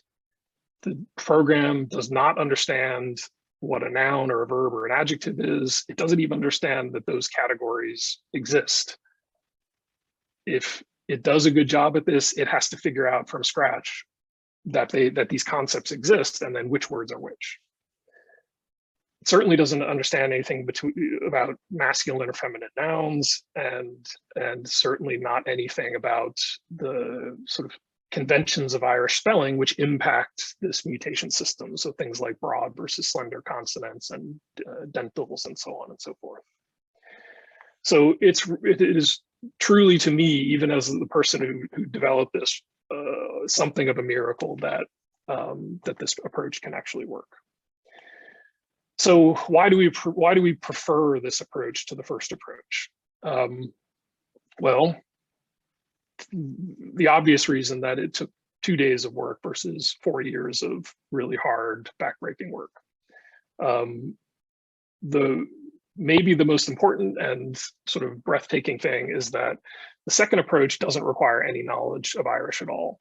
The first approach, you could probably start with no knowledge of Irish, but through the 4 years of slogging through those dictionaries and grammar books, you will learn a lot of Irish. The difference here is that I could be an engineer at Google. If I could collect 50 million words of text, say gathering it from the internet, without knowing a word of Irish, I could have developed exactly that same system if I had chosen to, if I had thought that was an interesting thing to look at.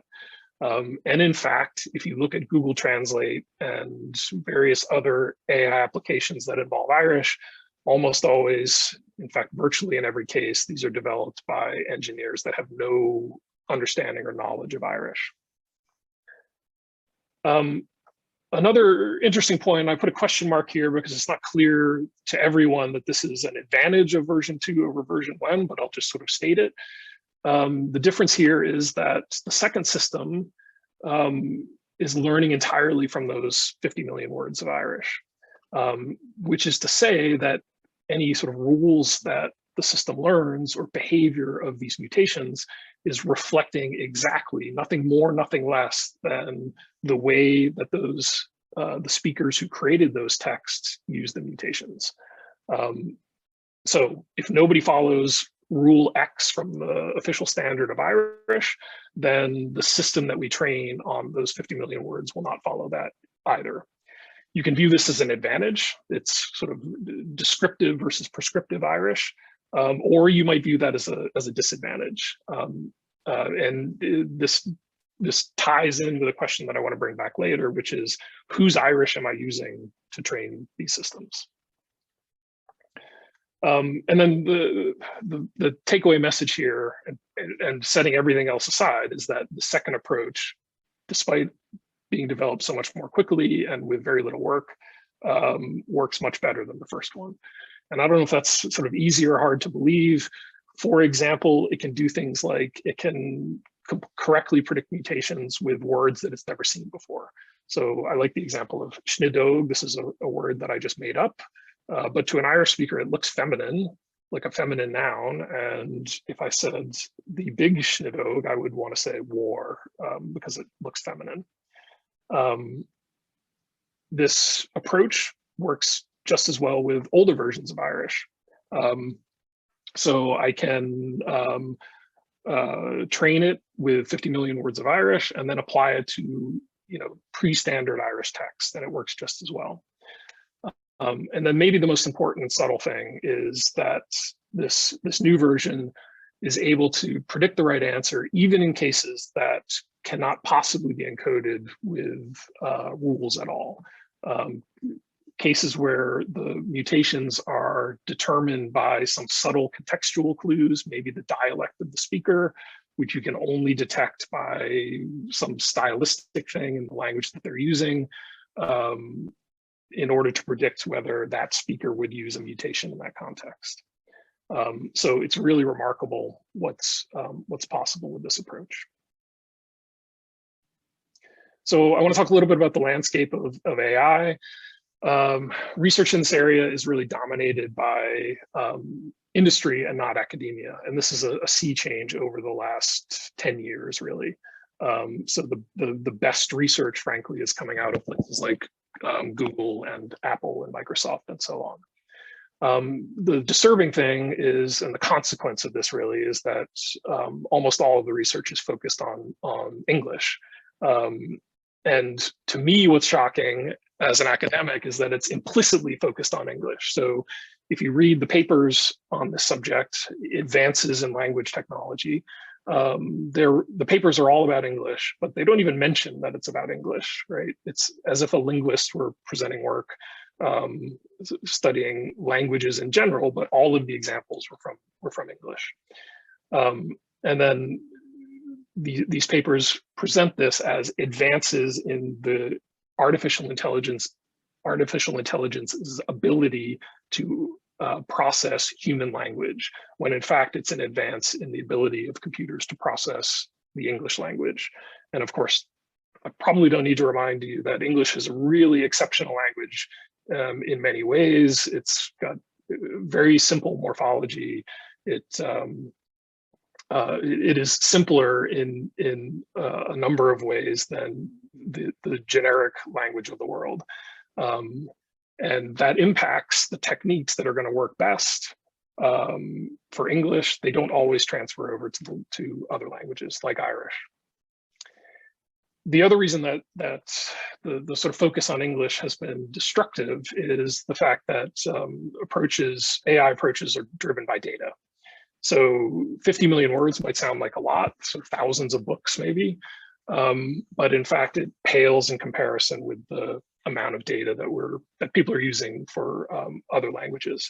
So similar systems for English built recently have been trained on as many as 270 billion words of text. So that's 270,000 million words of text. That is a vast number. It's so big that it's hard really to fathom how much text that is. Here's my best explanation of that. If we take every word of Irish that has ever been put to paper, printed in a newspaper book, that has ever been typed into a computer and social media or in a private email or anything, every word of Irish that's ever been committed to paper or electronically, it would be probably 100 times less text than this. That's my rough estimate. So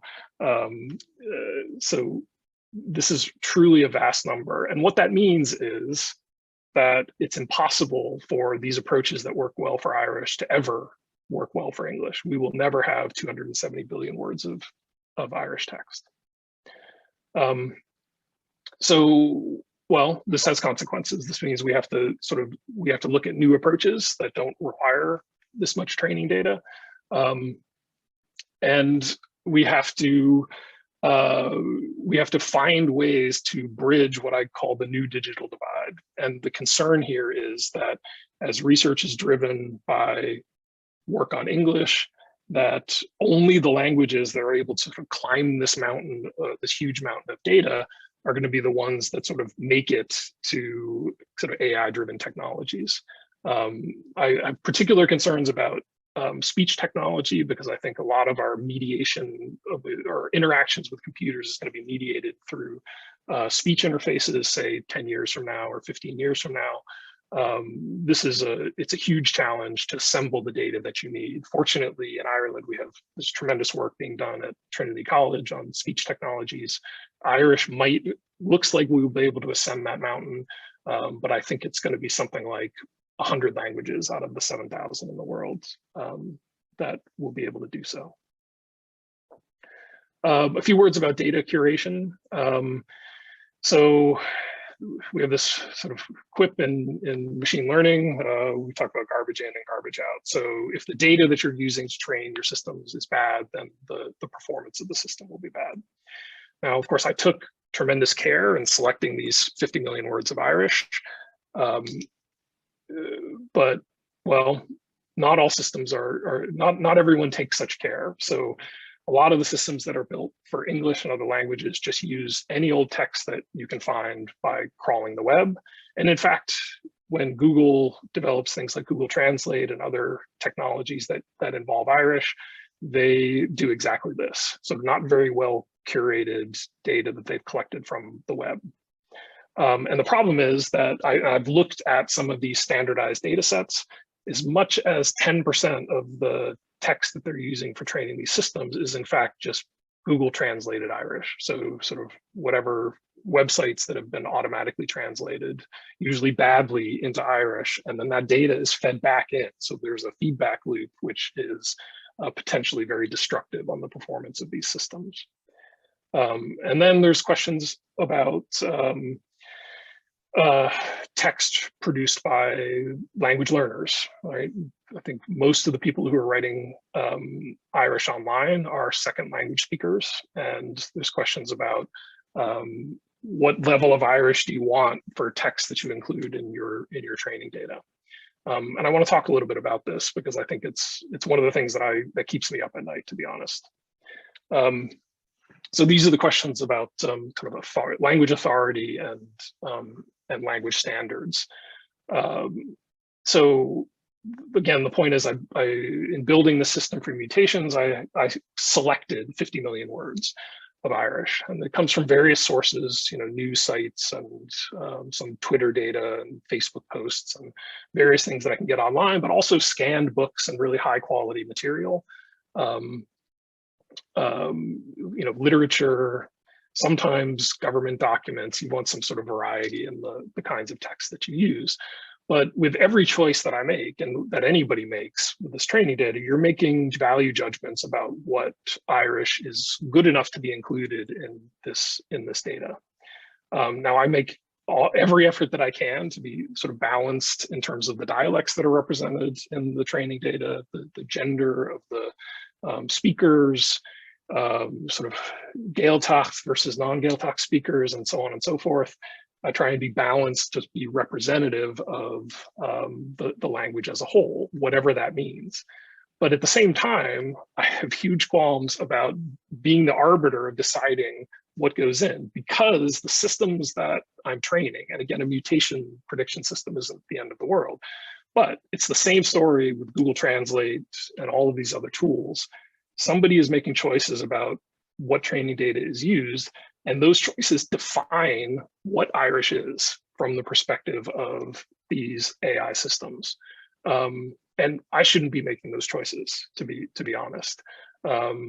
Certainly, nobody at Google who really doesn't care about the future of the Irish language should be making those choices. But it happens every day, and it has potentially large impacts on these systems. So, well, I'll leave it at that, but I think this is a really important point. I know I'm short on time. I have sort of one more quick slide about sort of corporate control of the platforms and then a lot of the research. So, of course, Google and Apple control of Google Translate and these systems that we use every day. They're the ones who decide which languages get in and which don't. Google has been very inclusive. There are, I think, almost 120 languages on Google Translate now. The quality, of course, is mixed. Apple has not been so inclusive. They have a very sort of short list of languages that they support on their platform, and most of the other languages just don't get support. You can develop your own speech recognition system, but until you put it in the hands of speakers on their devices, then it's not nearly as useful as it could be. The other point I want to raise is that these big corporations decide what to develop and do so with no consultation of the language communities that are impacted by these tools. We all have stories of bad Google translations sort of making it onto road signs, or the 2016 commemoration website was first translated into Irish using Google Translate, and so on. These have real negative impacts on speakers in these communities. The good news is that there's been some pushback from various Indigenous language communities. This is a nice article. When Google Translate was released in Hawaiian, several young speakers questioned whether there was any value in that. All right, and pointing out that you can't learn a language, you can't learn the Hawaiian language through a translation system. It needs to be learned sort of situated in place and learned from language elders and so on. The other point that I want to raise is sort of one that's an emerging discussion among Indigenous communities, and that's what is now being called data sovereignty. These systems are all trained using data. The data belongs to who? Well, you're collecting it maybe from the internet. Various Indigenous language communities are sort of taking back control of their own data and demanding that systems that are built using that data be built in such a way that serve the interests of the community. And these discussions are being led really by the Maori in Aotearoa, New Zealand. There's a couple nice articles you can check out about one in the Technology Review, talking about their efforts to develop speech technology sort of in New Zealand by people in the Maori community in a way that serves their community, and they are not sharing their data with the big tech companies. Very quickly, prospects. These are powerful tools. The research that exists focuses on English, and the techniques don't scale down to languages like Irish. And because of that, we risk being locked out of some of these advances in language technology. What's needed, I think, touching on the various points that I made, is research and development informed by the needs of the language community and really nothing more. We need new approaches to artificial intelligence that don't require massive data sets to train, the massive data sets that Irish will never have in many other languages as well. And then finally, local control and careful curation of very high quality data sets in order to produce the most high quality systems that we can. And I will close with that. Guramagi. Kevin, many thanks for this fascinating presentation, and thank you as well for presenting your material in such a way that non-experts, that is to say people without a background in computer science, such as myself, were able to follow without difficulty. That was very generous of you. So many thanks again. Here's a first question that occurred to me immediately. You impressed me, and I'm sure everyone, with your great sensitivity in relation to questions of authority, including the authority that you yourself exert when you select particular Irish texts for inclusion in your body of material that then serves as a basis for computer programs that generate a certain output in terms of what is correct and not correct in Irish grammar, in the Irish language more generally. I understand why you feel that you shouldn't play this kind of godlike role in relation to the Irish language. On the other hand, it seems to me that the process you were describing, in particular the version 2 of your software that you wrote, is much, much less prescriptive and much, much more descriptive than what we're used to from traditional linguistics. And by traditional linguistics, I mean the old-fashioned prescriptive grammar, where look, I mean, I have to be kind of crude now, where a group of elderly men sat down, select the best English literature, that found it into dictionaries, and then if someone was not conforming in the way he or she was using English, that was just bad English. And so these people did not have the qualms at all that you have now. So I would then submit it to you that there is still a human authority that selects texts, that however the method that you're describing is much, much more descriptive of the Irish language than anything that happened in the past, right? Absolutely, yeah, I agree 100%, and I think I've very much come down on the descriptive side of things. I put that question mark on that bullet point in part because not everyone agrees, right? And when you do start getting your hands dirty with the data, some of the Irish that you see doesn't conform at all to traditional the grammatical rules that you would find in traditional Irish grammar books. And at some point, everybody I think has to draw a line and say, right, this is grammatical Irish and this is not grammatical Irish. No, right? absolutely. As you were saying, when someone who is a learner of Irish, let's say Philip Roseman, tries to send his first text a Twitter message in Irish, you probably don't want to include that in your corpus. So the authoritative decision does remain. One question before I come to the questions that people have put in the box there. How do you deal with the diachronic question of language development? So you create a certain software which represents the way in which the Irish language, well, first of all, I mean, probably is not used in 2022, but has been used in the last, whatever your corpus includes, 50 years, 100 years. But then the Irish language is going to continue to evolve. How are you going to accommodate that? That's a great question, and I think about this question a lot, in part because I'm involved with some of the dictionary projects and collecting corpora which span 400 something years, and it is certainly a challenge. The solution in terms of developing tools that serve modern Irish speakers is that I am constantly updating the text that I use by I'm crawling the web, so software that is every day, 24 hours a day, collecting all of the text that it can find on the internet, including every Irish language tweet and public Facebook posts and all of this stuff. That has a huge impact on the quality of the systems that you train, exactly because it's reflecting the usage and terminology.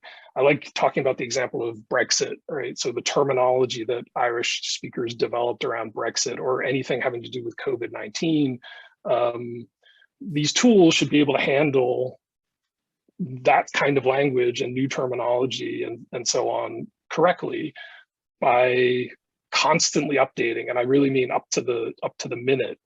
These collection of texts, you're able to handle those language changes pretty easily.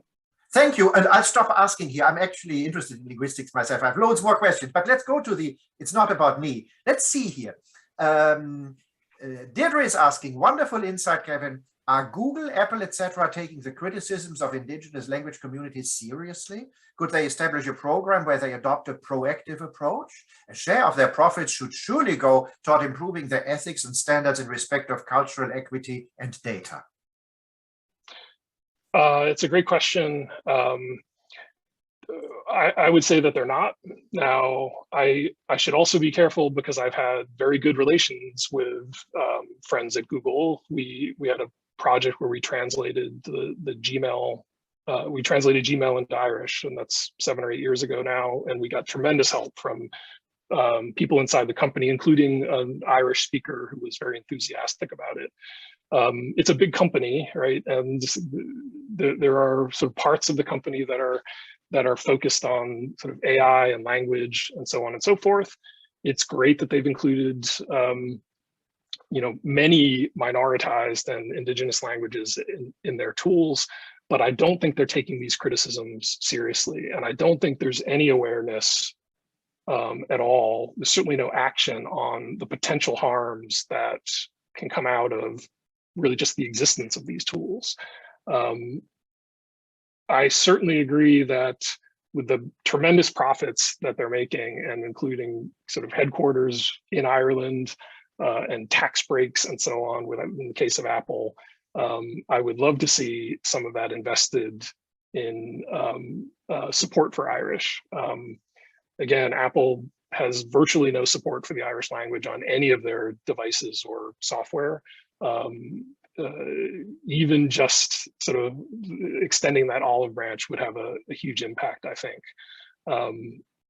So I 100% agree. I don't see that there's going to be a lot of action. I think I'm very much encouraged by the efforts of the Maori people and various other communities to kind of develop their own approaches in-house. Thank you, Kevin. We have two. Well, one is not a question, so I'll begin with the non-question because it is simply a note of thanks. Thank you very, very much for all your efforts over the years to put AI at the service of Irish and other minority languages. I'm sure, well, many of us agree with that sentiment. And here's a question. Thank you very much. Google Translate does present grave problems for teachers of Irish in universities that emphasize at-home assignments. And so I confess to have had qualms about intergaelic, meaning Gaelic, I think, on the internet, in particular, whether it would facilitate people in not learning Irish or Scottish. Gaelic, or Irish or Scottish Gaelic for themselves. My impression, however, happily, is that it is predominantly used by people who already have a good knowledge of both languages. Have you data to either confirm or reject my impression? Great question, and something that I thought very carefully about when working on this. So this is, Philip, this refers to a piece of software and a website that I created called Intergaelic. That is okay. Okay, I didn't understand that. All right. Mm-hmm. Yeah, it translates between from Scottish Gaelic to Irish and from Manx Gaelic to Irish. Okay. Yeah. And so I had similar qualms. I am not a fan of Google Translate. I think it's sort of misused by many people to not learn the language and just put your text through and then get it back in English, say. So we designed the interface. So this is me and Michal Makura, in such a way that it was aimed. Our intent was to aim Intergaelic at people who are trying to learn the other, like really Irish speakers who are trying to learn Scottish Gaelic. And we did this in ways that are maybe sort of too subtle, but when you put in a text into Intergaelic, a Gaelic text, what comes out is that same Gaelic text. It doesn't immediately translate the whole thing into Irish. What it does is it presents that Gaelic text to you with small annotations, right? So those annotations are in a smaller font very intentionally, to say, you should be trying to read this Gaelic text yourself. If you get stuck on a particularly hard word, and there are some, then you can glance at the Irish and maybe that helps you along. That is how I use it as an Irish speaker who's trying to navigate and learn both Manx and Scottish Gaelic texts. That is how I think both of us intend it to be used, but I do understand that there are sort of concerns about that people will use it more like Google Translate. I don't think I have sort of data on its usage. Frankly, it doesn't get a whole lot of usage, to be honest about it. But I do share your concerns, and those are some steps that we took to try and mitigate that. All right. Thank you, Kevin. Let's take one final question. I think we're supposed to end on time, which is 1 o'clock, but we have 1 minute. So let's use the 1 minute. Riona is asking, are there AI developments in relation to the spoken word that could be harnessed for the benefit of minoritized languages to support intergenerational transmission, for example? Oh, great question. I focus mostly on the written language. So I'm interested in tools to support people writing the language and learning the language. So tools for teachers and learners. There's certainly a lot of work. And again, I mentioned the work at the Speech Lab at Trinity College Dublin, who are working on both speech synthesis, that's the aber.ie website, as well as new work on speech recognition. So I'm not an expert on their work, but I'm aware of various projects for putting those speech tools in the hands of teachers and families and young people as resources for helping people certainly learn the language and presumably to advance intergenerational transmission as well. So I encourage everybody to check out the work that's being done at Trinity. Thank you very much. It is 1 o'clock and therefore lunchtime, time to let people go. And in your case, Kevin, perhaps catch a little bit of sleep. I want to thank everyone, of course, in particular, the speakers in the second half of our panel, for which I was responsible. So Deirdre and Kevin, many thanks for joining us, for sharing your insights and for answering our questions. Of course, I want to thank the first panel as well, since it's my task to wrap up, and my colleague Riona Niril for moderating the first half. Again, thanks to Vanessa, who's in the background, making sure everything goes smoothly technologically. And of course, I want to join those who have joined us for our lectures and conversations this morning. I hope you learned something that you find useful and of interest. And perhaps we'll see some or all of you again next week, on Wednesday next week at the same time, for another set of conversations around the topic Ireland 2030. Again, thank you very much to everyone. It was a delight to be involved in this panel this morning. Have a good afternoon and goodbye.